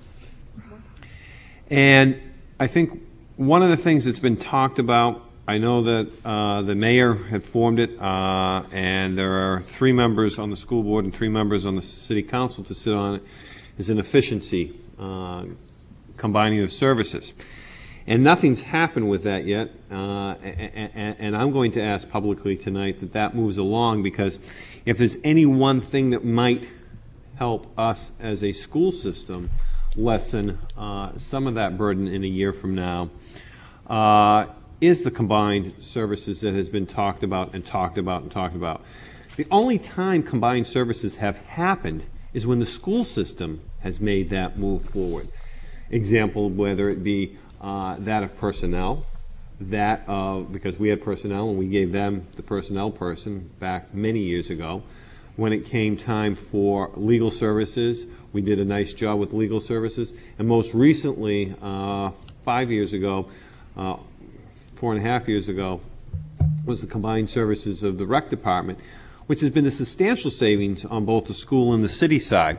So again, talk is cheap, and I think as I look at Steve's numbers, and I looked at them diligently today, actually, when I was talking to the superintendent, is that, you know, those combined services that have been talked about, we need to have, and maybe a pre-meeting with the members from the school board to see what we can come up with Steve and the superintendent, so we don't just go in there and talk on a committee group and not know what offerings we see there.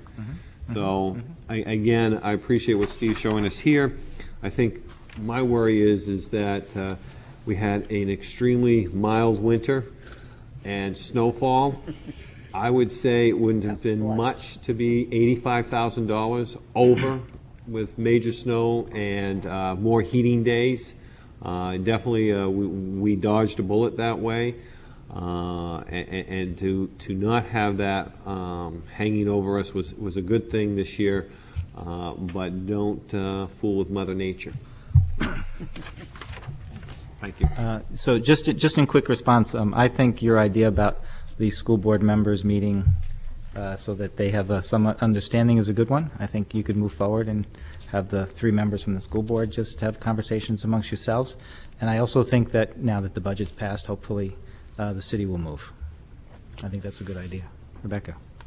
I know a while ago we had talked about starting to work on next year's budget before January, and I would like to really encourage us to do that as a board, so I don't know if that's... June 22nd. All right. I mean, we're meeting at PEEP, and so it would be a good opportunity to talk even about that. Yeah, because I think we really need to, I mean, I know Right. we're not going to have any hard numbers, but it's certainly something that we can go ahead Right. before we get direction from the council, so that we don't have that January, February crunch time again. Dexter. So, Steve, I know you will continue to do this along with the administration, but I would strongly encourage you to continue to aggressively manage the budget in the next 6 weeks, because what we don't want is we want to capture as much of this variance as we can. And so as you look at, and again, to measure the needs versus the wishes, that you make sure that you're just meeting the needs and not the wishes over the next 6 weeks or so that we can capture what we hope is a good variance, put it in some sort of reserve fund, be it technology or maintenance, and help accomplish some things that we are going to need to accomplish over the next couple of years in difficult budget requirements. So continue to be diligent. I have 2 quick questions. One is, could you remind us what were the drivers of the soft freeze? Sure. And that's just as a way to understand better what probably will be the drivers next year.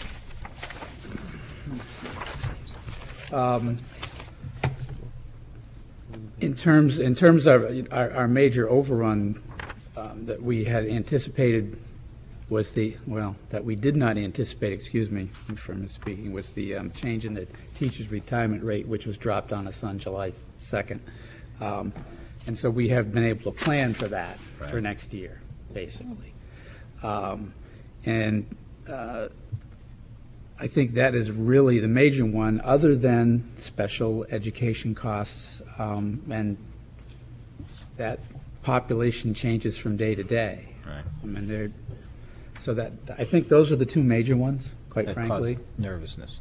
That always make me nervous, and it's very difficult to pin the exact costs and final costs for special ed down until you get right to the very end. And that's been that way every year that I've been here, actually. Okay.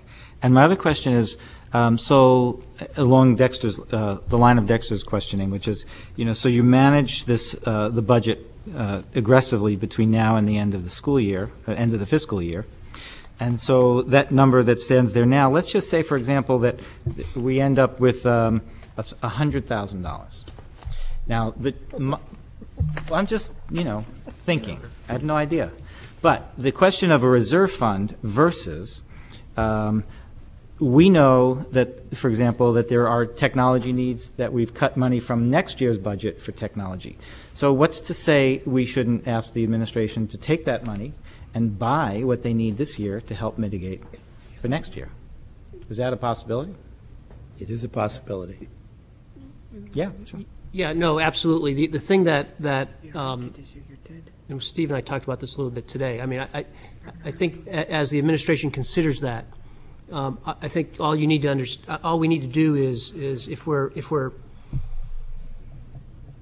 either pushing money into next year or bringing it back to this year, you don't want to mess up your historical trends so that you see an artificial drop or an artificial increase year over year, and it's not easily explained. And so your point absolutely is a good one, and I would lobby, in fact, that to the extent we have a variance and we can capture it, we do invest it in technology. I just think we need to be thoughtful in exactly how you do that, so you don't just mess up historical trends, and Steve understands that. Write a good footnote. But I understand what you're saying. Lisa. And I've heard both technology and maintenance be mentioned as areas where you might want to kind of capture some of those variances. The special ed, those wild fluctuations that you can't plan for, during the year, if we are caught in the middle of a year, that money comes out of the general fund, and it has to. And so I would also put that as an area that we might look at also to kind of, make sure that we can plan ahead a little bit. I actually worked in a district once where we did that. Right. Specifically, because we continually, year after year, it caused problems. Right, but we did that keeping the general fund kind of where it was. Any other questions? Thank you, Mr. Bartlett. Moving on to old business. So we have some consideration and approval of some policies. Yes, I was not at the last policy meeting. I was escorting the commissioner around, but I know there are 6 policies here for a second reading.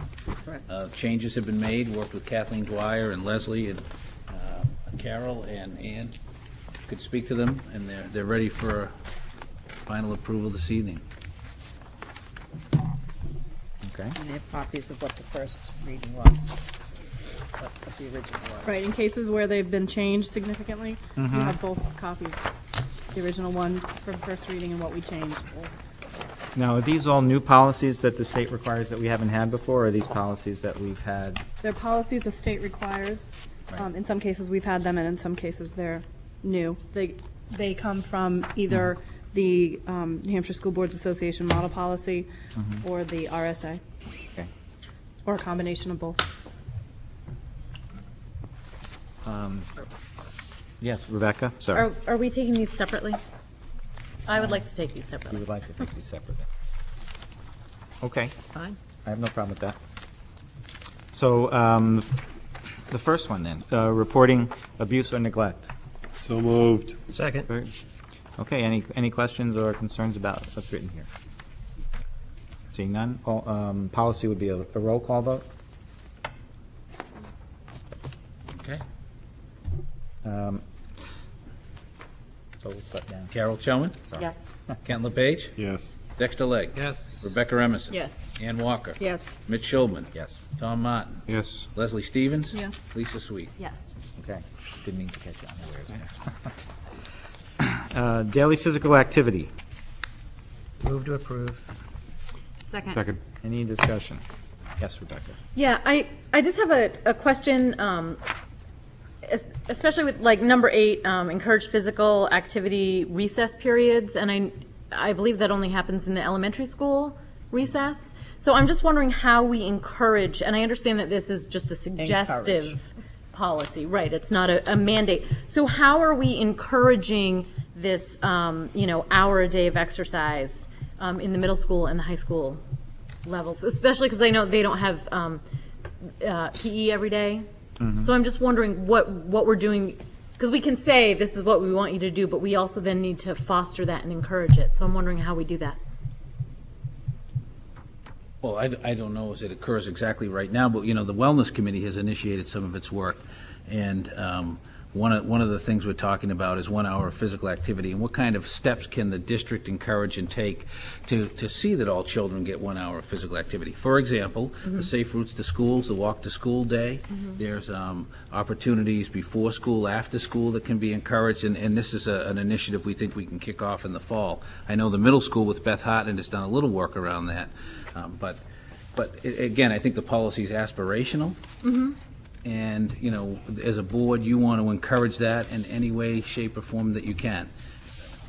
Yeah, and that's great, but I just want to know, so what are we going to do? I mean, you know, like, I know it's aspirational and I think it's wonderful. Are we going to extend the school day by half an hour so everyone can have a walk in the morning? I mean, what is, I feel like I want a little more. So I don't know what. First of all, that's not really the point of a policy. Policy is just, sort of what we'd like to see. What you're talking about, I think, a little bit more is procedure, is how that's implemented, and that is sort of a different conversation. To go back to your question, I think some of what the schools are implementing is through health classes as well. So there's a lot of discussion about healthy eating, nutrition, exercise in the health classes in the middle and high school. I mean, I hear what you're saying, but that's not implementation of it. Doesn't belong here, in other words. I just want to make sure that we, support it so that if, Mr. Stokel comes and says, I have this great idea, that we then, actually go ahead and let him implement it. I mean, I guess it would be up to him, but it just sort of, and I understand what you're saying too, but I don't want to just have this big, You're just asking if they're not meaningless words. Yes, thank you. It's a mandated policy. Right. Kent. I think what happens, though, is you have to watch development of children. And the big difference between that and elementary, where they have recess, and those in both middle school and high school, is that their after-school activities greatly increase in activities. And if you look and I can't speak on the middle school, I apologize to John, is that you take in even the marching band, which is a strenuous activity, and you measure that. At the high school, I would guess that we are somewhere between 75 and 82 percentile of the student body is getting more than an hour's worth of activity. I think you then have that measurable point of probably 18 to 15% that may not be getting it, and those are the ones that a administrator could look towards it. And I'm sure John's numbers may be about the same with kids having activities. And again, I think that's the flop, I call it, is that you give up recess at those ages, but school does go on for a great period of time after the bell rings at the end of the day. And the majority it is physical activity, but there is some brain activity that goes on too. Through at 2 o'clock for middle school. Yes. That's wonderful to hear, and I think that's great. And like, I know there's a lot of dancing in the fall musical at the high school, and so maybe we could get, so that these aren't empty words, just a little idea back of like what the kids do and how the student body or how the faculty support it at these different levels. I think so that we really are, committed to ensuring that this happens. I mean, I think it's great policy. Definitely going to, I just want to make sure that we're not just talking. Lisa. Well, I think from a funding point of view, I think that's where, a lot of the monies for different activities come into play, whether it's competitive athletics or non-competitive, more developmental, more fun, dodgeball and, running all of those things and an after-school intramurals and all of that.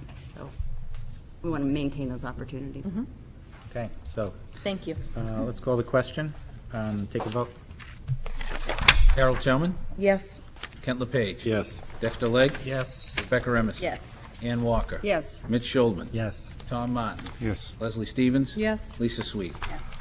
Okay. Awards for achievement. So moved. Second. Any discussion? Seeing none, take a vote. Harold Chelman? Yes. Kent LePage? Yes. Dexter Legg? Yes. Rebecca Remison? Yes. Ann Walker? Yes. Mitch Schuldman? Yes. Tom Martin? Yes. Leslie Stevens? Yes. Lisa Sweet? Yes. Okay, summer activities. So moved. Second. Any discussion? Yes, Rebecca.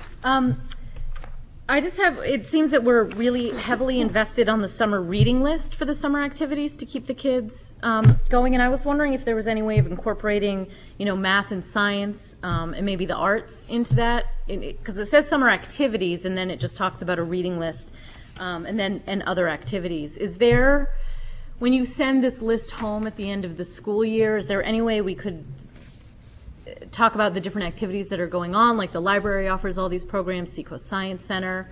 So, and I don't know, I haven't gotten there yet in my career as a parent, and maybe Linda could, and you were looking at me like you had an answer.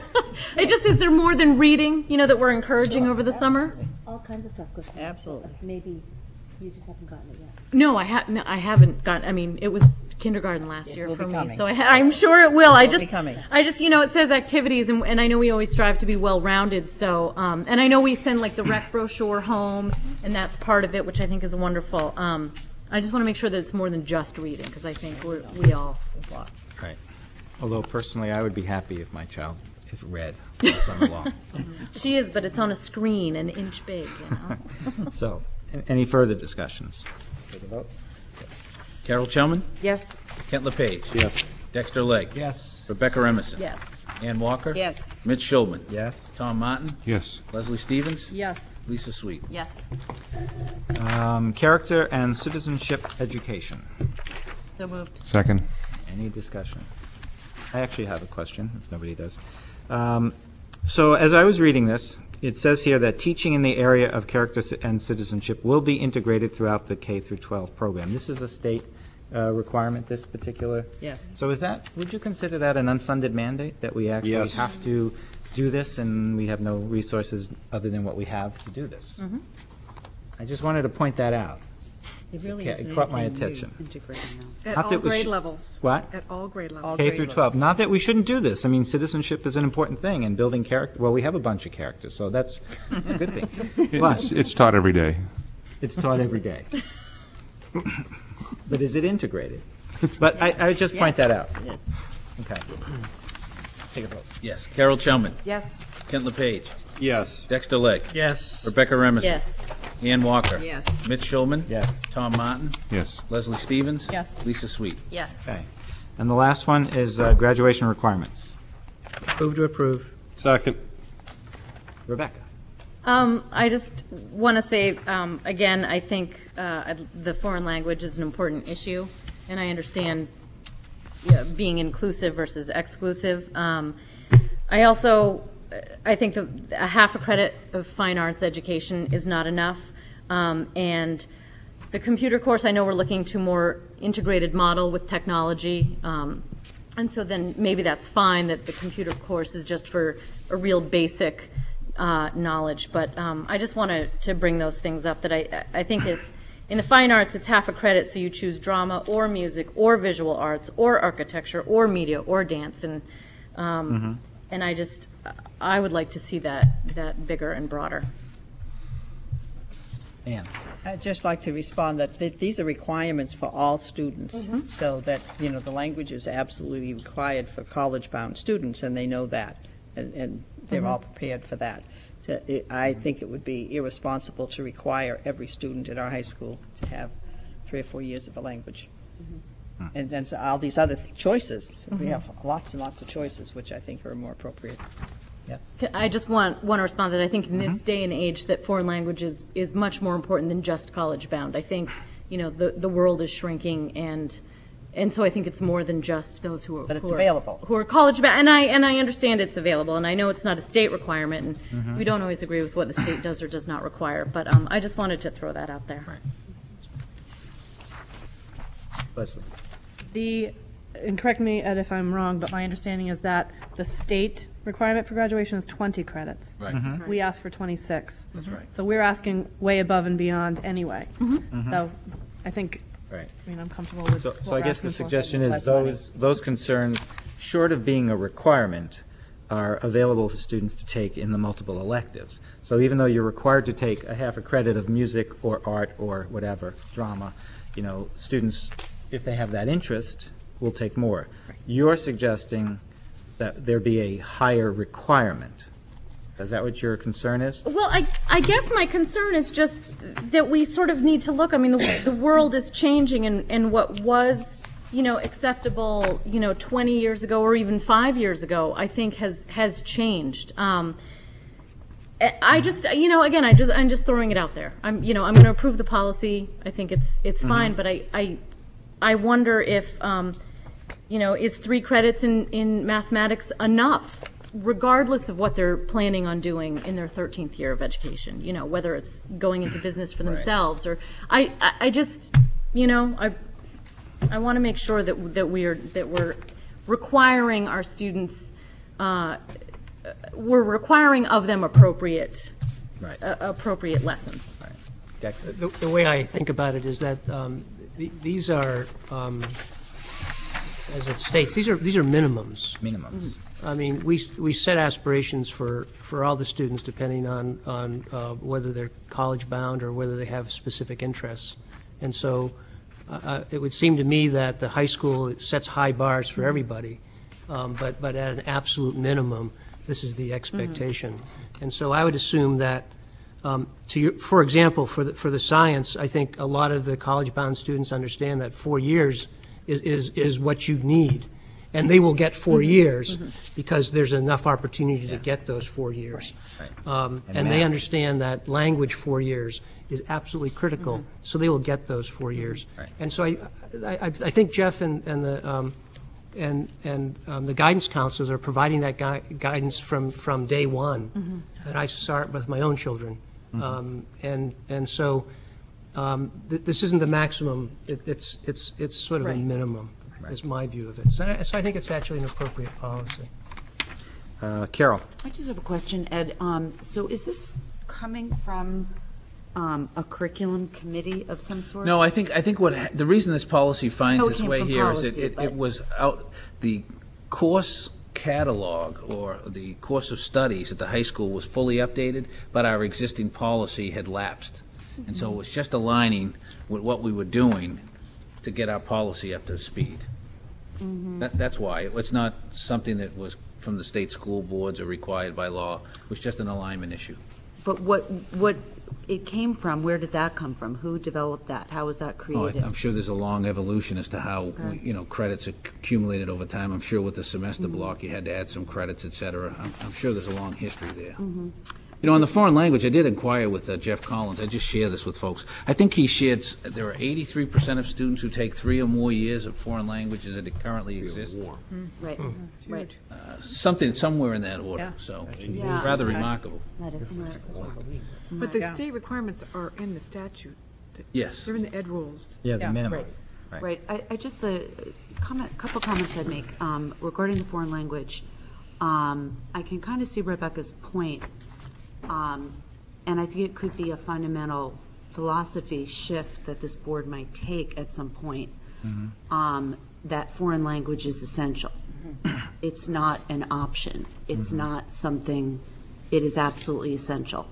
Like math, it is essential. And it would have to start in the elementary schools. And if it does start in the elementary schools and there's a robust program, I would say that at the high school level, at some point it's not even that relevant at the high school level. It's more relevant at the elementary level because that's when people learn foreign languages more quickly. So I could see a shift in values to say that foreign language is essential and that we have to have it. But I don't know that we're at that level at this point right now. I don't know that myself that I could go along with something like that because I'd hate to see a student not graduate from high school because they really didn't want to take a foreign language and they were forced to take a foreign language and they just were not a foreign language type student. So I think it's a delicate balance between wanting to require things to make our students as broad and have as active minds as possible, but not creating too many hurdles so that you have a lower graduation rate. So I think it's very tricky, and I think there's a lot to it. I would not be prepared to make any kind of fundamental shift at this point. Well, I have Lisa and then Ann and then Ann. Isn't this what the accreditation process kind of gets at, to balance the demands of, kind of the world with what the schools are doing and, checking in with that, and that's why it's sort of an ongoing process? The NEASC accreditation? Yeah. They have 7 general standards that they evaluate you. You do a self-assessment, and then they kind of come in and see if that measures up. And so part of it would be curriculum, instruction, assessment. All those pieces are there, and the program of studies is, Right. I'm certain, a key piece. So through that process, should we be lacking in any particular requirements? You'll that have would some be recommendations highlighted from the and- visiting team, sure, absolutely. I just wanted to comment that when we did have foreign language at the elementary school, a large number of our special ed students, a significant number, had extreme difficulty with that, and in many cases were excused from the program.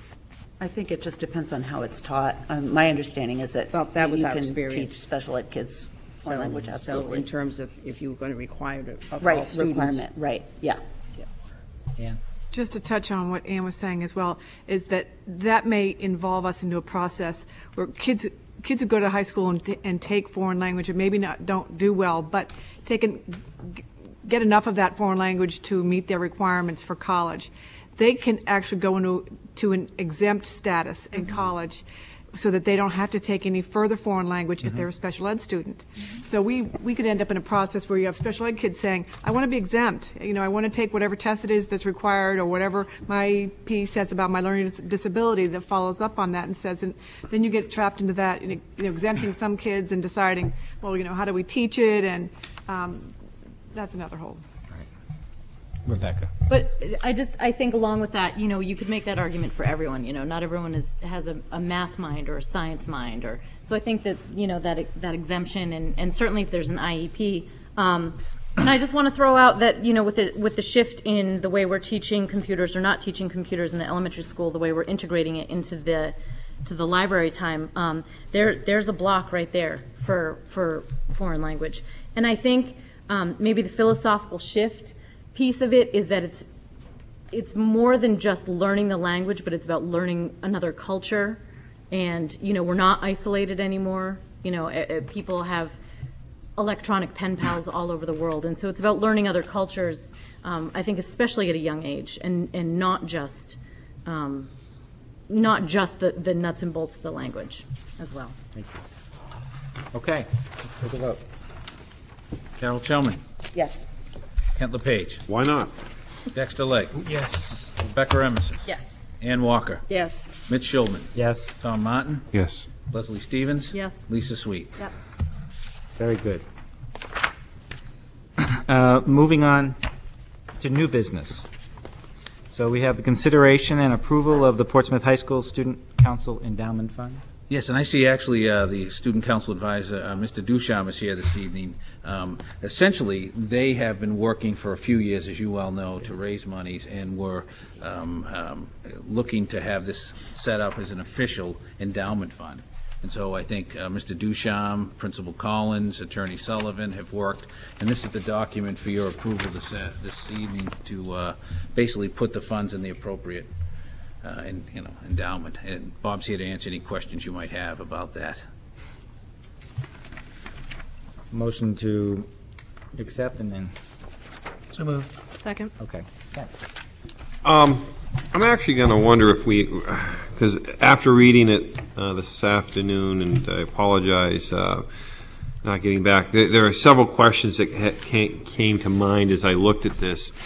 One is, and it falls kind of under the city ordinances, and I'll use an example, the Little League fields. Little League does not own a field in the city of Portsmouth, nor does it own any equipment or anything that it gives to the city. It becomes part of the city. So when an endowment fund such as this, and they go ahead and do something, I need a clarification of that, whatever purpose some of the funding may come to. Second is, as it moves forward, and I think it's an outstanding opportunity, and been a student involvement 100%, is what the funding is right now, how much it is, where it's, and have that answers, and we may have that answer. So that's the generalized questions. Then I get down to some specific questions, and on each one, on a couple of items here. Item 2, I would also like, there was a fund, and I guess I'll ask Steve Bartlett maybe to kick the dust up. I don't know whether that fund was ever absorbed or not. It was created by Bruce Fox back in the early 90s. It was an alumni fund, and I believe that may still be in existence within the school budgets, I'm sorry, not school budget, but the school bank book somewhere. I do not know whether it does. It was never a great amount. I'm going to say, if it had $5,000 in it, I'd be surprised, but I would like to see if there would be a way to combine that. Getting further down on item number 4 and trying to process again just today is number 4, reading it, the expenditures of any fund under the trust shall be determined by 4 votes of an endowment committee consisting of the following. It really should read of the endowment, because if you take that and go to item number 5, it seems like on a yearly basis there will be an endowment committee. So I would want it to be that year's committee that would make that decision when I read that. Then I also would like a legal under RSA, because I know we've run into this with student-type votes under 4A. And this is where, you know, it hurts to ask the questions, but I want to make sure that we do it right and don't have some legal ramifications down the road. 4A reads, the membership would be basically of the endowment committee. 4A reads, 4 then current students of the Portsmouth High School, as may be selected from time to time by the Student Council of Portsmouth High School. They would make a vote, and I'm not sure if you're under a certain age, as we've run into this in the past, that can be done. And again, I don't know for a fact. I believe that I've seen an RSA on that because we've run into that question. Again, item number 5 that's on this, the principal of Portsmouth High School or his or her designee shall at times have absolute veto authority of any proposed expenditures voted by the endowment committee.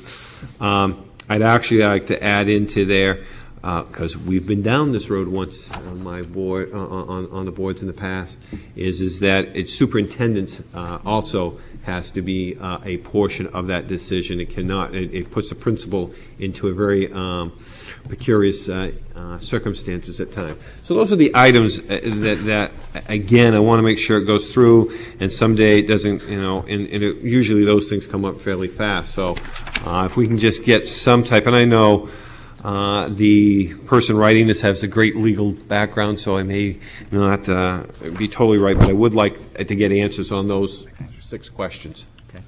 Dexter? Just a process question, and I didn't really pay attention to this until Kent started talking, but I know that this concept was presented by the Student Council to us last year.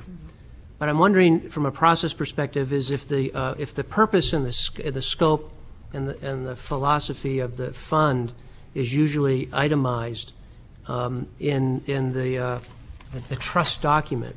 Mm-hmm. Because if you read this, this committee has the authority to distribute funds virtually on anything, mm-hmm. Broadly related to academics. And I thought I understood that the focus of this was a little bit different when it was first described. And I may be wrong on that, but I'm a bit uneasy to launch a trust fund without a bit tighter definition of the scope of what the purpose is. So again, if the process is that scope is included somewhere else, that's fine. But I'd be more comfortable if the normal process is to include that scope in the trust document. Mm. So is it possible we could get an answer, sort of an answer to that question, a little bit? It just seems impossibly broad. It's very broad. Did I miss uncomfortable? That's why you've been having this superintendent. Yeah, well, but Hi, that Bob. changes over Good time. evening. Thank you. It never, yeah. First of all, thanks, Ed. I was promised I wouldn't have to say anything tonight. I could just sit back there and correct happily. Sorry. Thanks, Kent. I really appreciate that. I think I have answers to most of those questions. This has been a 2.5-year process, and if anything, I would beseech you to have some trust, no pun intended, because this will be the third class that's going to graduate this Friday since this started, and I still don't have a document to go to them. One of the answers is, Steve may know this better than I think there's between the city's account and the student council account, there's about $12,000 that's been raised that's not doing anything. Primarily because they've had 2 auctions so far, and they're working on a variety of different things to raise money. They've had 2 of the more successful ones have been auctions, and because of the credit card situation, that's how people pay mostly these things, we've learned, that has to go run through the city. So as a result of that, it goes right into, I'm sure Steve's going to have better language than me, but the school board's account that's in central office. All the other fundraising they've done and donations that have come from people say, geez, we had one letter from a parent in Maine who said, my grandson is in 2nd grade in Greenland, and I want that money to be invested so by the time he's in high school, there'll actually be some money. So it's not just fundraisers in that sense, it's a lot of donations. So there's, I want to say, 2,000 to 4,000 or so in the school's account. So there's a total of, I think, about 12,000. The money would, as I understand it, we had a nice meeting with Mr. McDonough, with Mr. Collins, with City Attorney Sullivan, who's been tremendously helpful about that. And I was actually the one who wanted more specifics at the beginning. And City Attorney Sullivan explained, this is modeled on a number of them, and I'm sure I'll get the language wrong, that other trusts that are set up through City Council and through others that are managed by the people that run Strawberry Bank and all the other ones. It's almost, I hate to say this, almost a form that's been used to give a lot of flexibility. I wanted things that the students had passed along to me in a number of meetings that said, geez, we want it so that we can have it for academics, so that we can have exchange programs, that we can hire speakers, we can have people come in. We can have, for instance, when there's a fire around December, if we want to pull some money out to help one of our students who doesn't have money, we want to be able to do that thing. City Attorney Sullivan said, whoa, that's all well and good, but as soon as you start getting to specifics, as soon as you don't have one that's in there, now you can't do that one. So it by necessity and by definition has to be brought. And again, that goes back to his experience from drafting all the ones that other people have set up through the city that are managed by the people that run all the others. One of the things we wanted to do, and the age did come up, and it's my understanding from City Attorney Sullivan that there is no age issue because, first of all, they're not investing the money. They're just saying where that money is going to go. They're not going to touch any of the money. That's being invested by the trustees that are managing all of this. 2, they can request these types of things, but they actually put in the provision, the students are actually in favor of this, where I understand Ken's concerned, but there's a stopgap or a check, if you will, which would be either the superintendent or the principal. And City Attorney Sullivan suggested the principal because he has a higher boss anyway. If he checks off or writes off on something that doesn't go well, he's going to have to respond to the superintendent. But the principal knows the students and what they're trying to do, no offense, better than the superintendent in a lot of regards. So, and the students have a better relationship with the principal, so they can explain what they want to do, why they want to do it. The whole goal primarily was 3 things. 1, charities globally and locally. 2, for educational programs in the school. And 3, for some things that there may be a stopgap measure. If they find something, and I've heard discussions about budget tonight, but geez, if they find something where they have extra money and they really need 15 extra computers because they don't have the people to repair them and they have it, great. If that's what they want to make at the end of the school year, they wanted that. So they wanted in school, they wanted charity, and they wanted programs for the school, exchange programs. It's primarily those 3 things, and that was the that was the genesis of it. All I can tell you is that, and this is probably not going to answer a question, but since I'm up here, I'm going to ask to have 30 more seconds. I got to tell you, I've been very fortunate to have led 3 years of student counselors, and they turn over every year. There's a fair portion, not just the graduates, but within them they turn over. And they have all been watching this. It's the one thing that they really would love to see happen before they graduate. I can't tell you how proud you should be of them, because in this day and age of allegedly self-centered kids, I had some last year and this year say, listen, we want to do this because we know we're not going to get anything out of this. This is going to be for the people 10, 15, 20 years down the road. That's why we want to do it.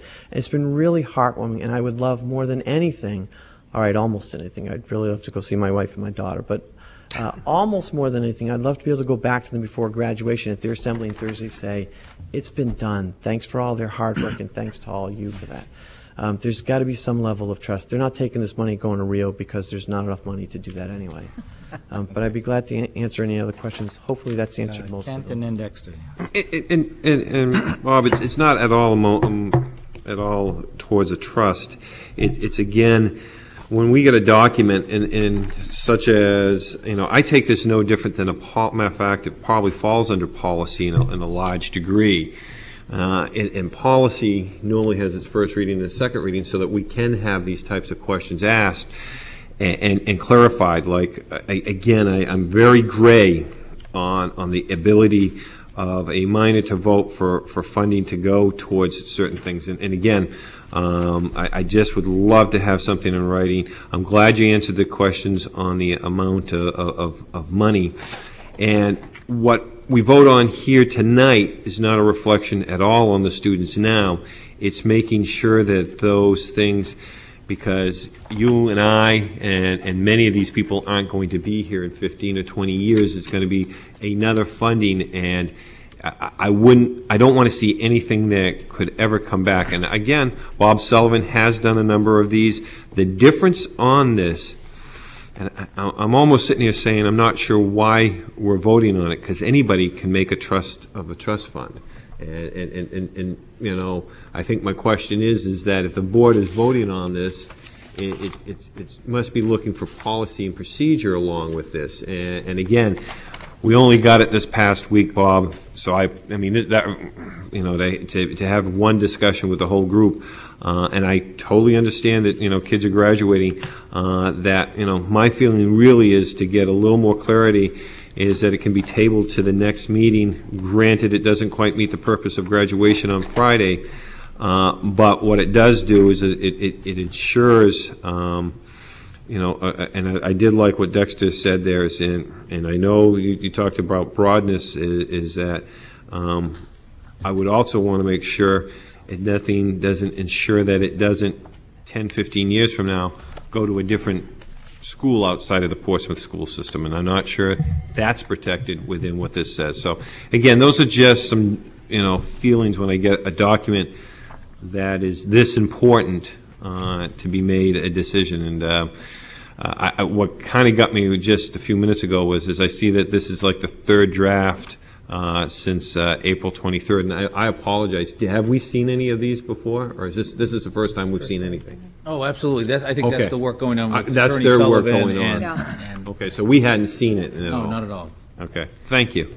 Dexter and then Tom. So, I mean, I do appreciate what the students have done and what you have done, and I absolutely understand Attorney Sullivan's recommendation that you keep these as broad as possible to give you as much flexibility as possible, since who knows what it looks like 15 years from now. But having said that, it would seem to me that in some ways it would be easier to get donations and get contributions to a fund if it were better defined. And to the extent that we are, as a board, launching a fund where, when this was first proposed, the aspirations of the city council, of the student council at the time, was we have a goal of $10 million. Right. Well, that's real money, and none of us will be here 15 or 20 years from now when it reaches that goal. But it would seem to me, and maybe we can get some guidance from Attorney Sullivan's staff, is there a way outside of the trust document to, on a regular basis, ask either the school board or the sitting committee, endowment committee, to help define, without legally limiting things, define what this really means? Because you talk about it. When you first came to us 2 years ago, you painted a picture of students who wanted to gather money now so they could help somebody 10 years from now. But that picture's not painted here. And so is there a way somehow to have an addendum that maybe it's not legal, but there's a process that on a regular basis this thing is defined enough so that when you're going out and doing fundraising, they have the same script, your successor has the same script that you have, or it's been a revised script based on a new environment. You know what I'm asking? Sure. This just seems incredibly This might broad to help. me. One of the things they've done, which was in the discussions that we had, as well as with the students, is set this up. And then, for instance, we said, well, we want these 4 people, 1 from each class. We want the superintendent involved. We want a parent involved. We want someone from the middle schools. And they said, that's all policy that you can do in your own constitution, in your own documents, in your own bylaws. Get this started and then go and do that. But they said building it the other way around and having all this would lead to more problems. They said that document, the one you have in front of you, should be short and broad enough to accomplish what you want to accomplish. To answer the earlier question, if I heard you correctly, is, you know, what's going to happen 10 or 15 to 20 years down the road? 10 or 15 years ago, they didn't have laptops and internet. So 10 or 15 years ago, we may have, I don't know, some type of virtual way to hook up with an academic school in China. So if the concern was if we're specific, you won't be able to do that. So as long as it's educationally based, community based, and the stopgap or the check on the system is the higher authority, the principal or the superintendent, then the theory is they're not going to be signing off on things that are going to Barrington. But I'd like to give the Barrington. principal some guidance and direction. And so, to your point, if I understood you, Bob, you said that this is part of a broader document for this endowment that sets direction. This is the legal direction, right? But there's also some other pieces that go with it, and that you mentioned bylaws. I'm not sure. They're the only organization I know in the school that has a constitution that they worked on last year and passed. So it would help to see that package, because it may be that's where some definition is brought to the vision that these kids had when they first set it up. So when it says any education-related functions in a non-legal document, it explains enough to give as setting direction for this committee must have some. It must have to follow some guideline when they begin to say, what are we going to recommend? I mean, they must have some framework that they follow, I think. I'll tell you that after it's set up and they have money to spend. Well, you hope they will have a framework. And I guess I'm saying is that is there a documentation? I understand the legal issue, but I'm a bit uncomfortable launching it without the other pieces. Tom. Yeah, same thing. I mean, I guess one of the things is just, I've seen some other endowments where, there's a very clear mission that the endowment's going to be for, as well as just also taking a look at the fact that there are guidelines in terms of growth, retention, and disbursement. So when you take a look at gifting guidelines and things like that, a lot of times, those things are very well defined. I can tell you, I'm sorry. And so, there's got to be something else that's attached, because having seen other endowment funds and how they're established, there's just a lot of missing pieces. And I don't know, like Dexter pointed out, if this is really just a legal document and then all these other pieces are to be created, but I just think and that's what Attorney Sullivan explained to us. We actually had that question. For instance, the kids do want to spend anything at the last meeting until there's at least $50,000 in there, and then any interest in the interim just gets rolled over until they have that corpus, and then they'll spend the interest after that. And the discussion was, no, you don't want to do that, because, and it was a good point. Geez, what if you really have an emergency and you've got $48,000 in it, but you've got one of your fellow classmates that turns around and has had a horrible tragedy in the family? You want to give something so they can, I don't know, So I build guess their house. So they said those are the things that should come after this, and you got to have that flexibility. So I guess my other question is our Attorney Sullivan the person who's got the correct answers on creating an endowment fund, and has he reached out to other people to qualify and quantify? On this? Yeah. That's what he tells me. He took this as a model from others with the one lawyer to another. Others that have been, I don't know, the umbrella trust that manages a number of them through Strawberry Bank, and those trustees, what I'm told is it's a similar form that's done that. Okay. They're no more broad, they're no more specific than the others. Rebecca. I want to say, I think it's amazing that these kids in this age of, perceived self-centeredness are doing this. And along that, I'm going to completely disagree with Dexter about the broadness. I love it. I think it should be even more broad.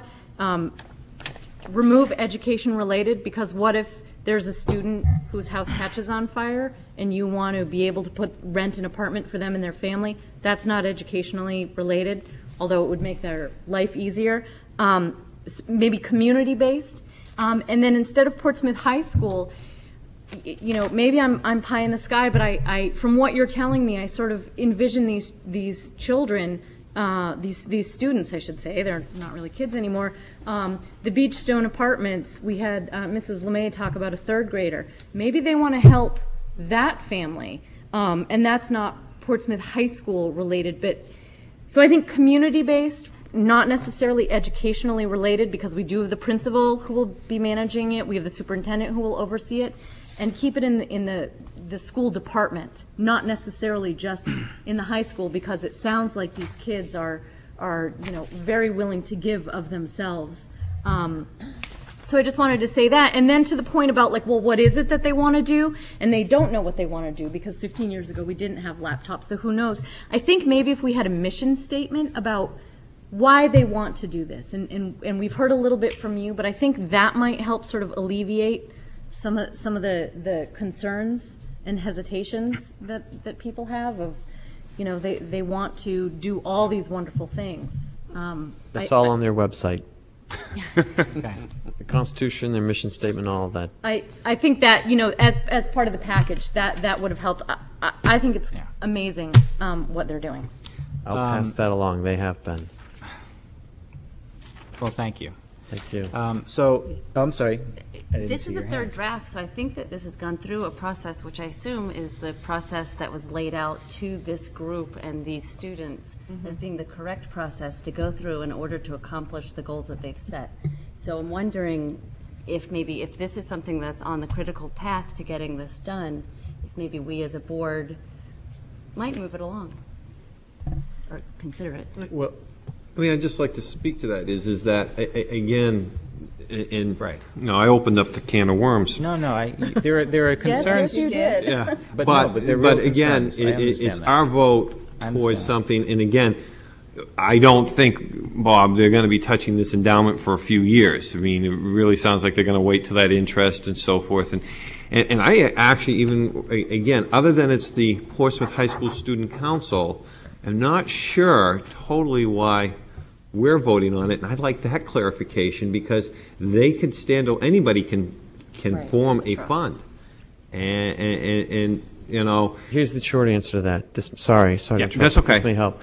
There's two ways to go: private, which the kids didn't want to do and they didn't think would be appropriate, or to go under the umbrella of all the trusts that the city's running. And so, in order to do that, it had to come before you to go to them.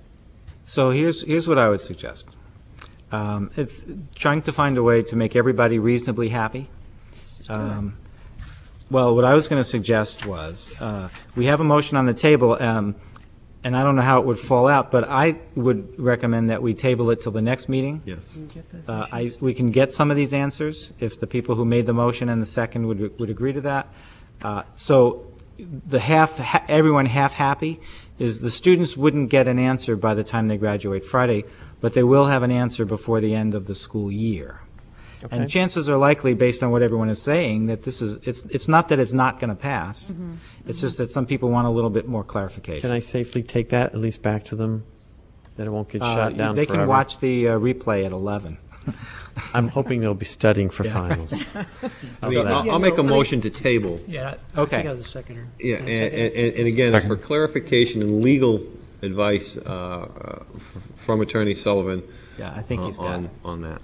I think he's got it. And so there's a motion to table in a second, so let's vote on that, and if that fails, then we'll move forward on the question. So, all in favor of tabling? Aye. Aye. Any opposed? Okay, so we'll take it up on the 22nd. Thank you very much. Thank you, Bob. Thank you all. Thank you. Wait, can I Yes? send a message back with you? Since Jeff wasn't here, and you will see some of the seniors and the class advisors I was absolutely blown away by the senior class gift and their generosity. Wasn't that and amazing? thought They were- for the future students who will be Beautiful. passing through. Yeah. So. Yeah, Sam Tomborelli and Deb Quinn did a phenomenal job guiding them through the whole year. They've done a great job and pulled everybody together. All the way to the presentation and the thought that went into thanking everyone. That Make sure I helped pass that out, along. so. They'll really appreciate that. Thank you. Thank you, Bob. Appreciate it. Okay, it's 9:30. We've got a half an hour before we have to take another vote to extend. So moving on, we have consideration and approval of a deleting a policy, the IKG awards to students. Yes, where the board approved the policy earlier, you had an older policy that needs to be deleted. Okay. Motion to delete, motion to accept the deletion. So moved. Second. Any discussion? So if this is a policy question, we're not voting in favor of policy, we're voting to delete a We're policy? deleting it. Is that still an individual vote, you think? or- I No. don't think so. Okay, It's so all in It's not favor? an alteration, it's Aye. it's an All in amendment. favor of deleting? Aye. Aye. Any opposed? Okay, thank you, passes. All right, moving along, consideration and approval of the 2010-2011 administrative contracts. Yes, Mr. Chairman, I would like to propose a one-year extension for the following administrators: Stephen Bartlett, Susan Burrell, Kathleen Blake, Diane Canada, Jeffrey Collins, Sean Donovan, Charles Grossman, Nancy Roy, George Shea, Joanne Simons, John Stokel, Paula Wensley, and Stephen Zadrovic. So moved. Second. Second. Any discussion? Seeing none, take a roll call vote.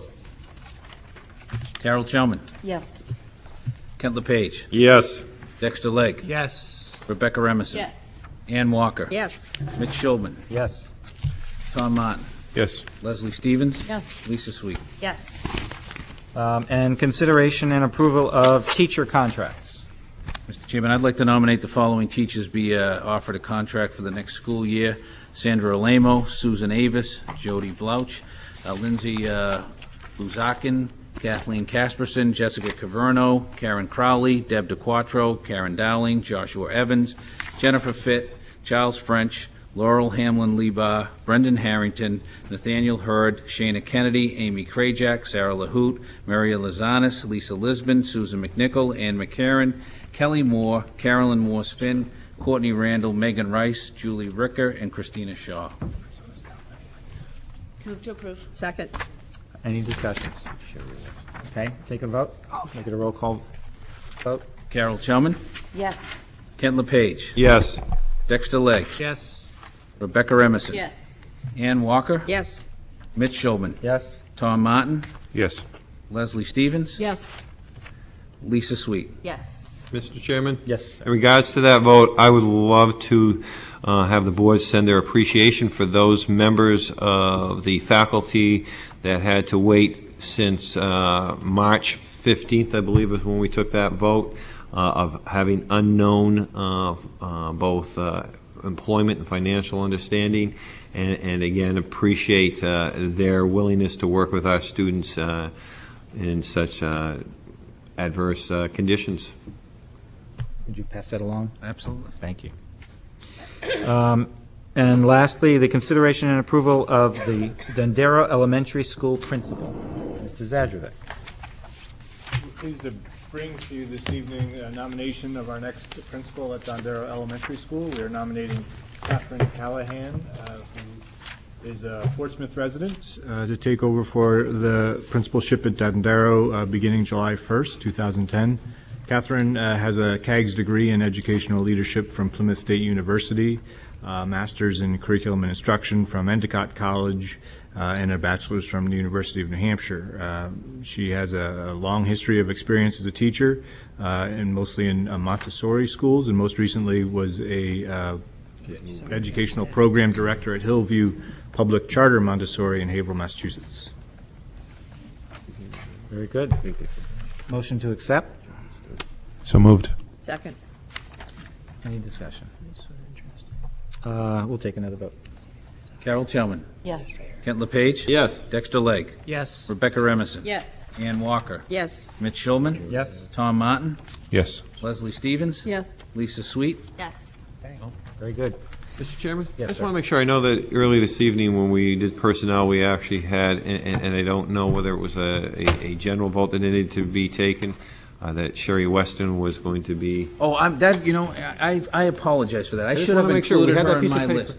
And that was an oversight on my part. So with the board's indulgence, I administrative would like to nominate Sherry Weston for the. I was wondering why John was hanging around so long. John's getting nervous. I saved it, Good thing you John. hung around, John. Remember that the next time I need something, John. So I would like to nominate Sherry Weston to serve as the assistant principal at the middle school next year. So moved. Second. All in favor? All right, well, let's continue the voting as we've Yes, been. Carol Chelman. Yes. Kent LePage. Just to help you out. Thank Yes. you, sir. Dexter Legg. Yes. Rebecca Emerson. Yes. Ann Walker. Yes. Mitch Schulman. Yes? Tom Martin. Yes. Leslie Stevens. Absolutely. Lisa Sweet. Yes. Thank you. Okay, so we're through the agenda. I just want to make a couple of quick announcements. So we're meeting on June 22nd at the community campus for PEEP at the, and we'll have the opportunity to discuss the PEEP program so we can learn a little bit more about it. I also think that I think what I'd like to do is ask the administration, if everyone would agree, to come back to us on the 22nd with some final recommendations as to how we're going to proceed with the budget numbers that we now have, because we need to see a plan and then approve that. And also just to let you know that I think over the next few weeks, what we need to do as a board is we need to move forward on doing an annual evaluation for the superintendent. So I think there'll be some, we had a superintendent job description that I think we approved recently. And I spoke with Ed a little bit, and it seems that we'll send out some information based on that job description for people to respond, send back their responses to, maybe to Amy, who collated it for us, and then we'll have a meeting and talk about it and sit down with the superintendent. Yes? I just want to go back to Pete for a minute when you're done. Oh, that, okay. So you should be receiving something in the next few weeks. We haven't set a real date, a harsh date yet. Yes, Leslie? I had asked a while ago to get some more hard and fast numbers about moving PEEP. Mhm. Are we going to have that for discussion while we're there? Is that part of the? Yeah, we thought we'd have a presentation from Beth Satir and Sarah and others and kind of learn more about the program and see the setting, and then we can get some of that backup data for folks in terms of what the lease costs are, et cetera. Sure. And I think it'd be helpful to know what the program would look like if it did get moved to the high school. Okay. I just think it'd be helpful to have a comparison if we're talking about that. That'll come up. Okay, yes. Along the same lines, would it be possible to have someone from the community campus there that night to talk about how their program would change if people were to leave? Let me inquire, and I'll see what we can do, sure. And the good news on this is, they close at 9. Oh, Have to be out by 9. No, I'm just kidding. I'm kidding. They do close at 9. Okay. Motion to adjourn. So moved. Second. All in favor? Aye. Thank you.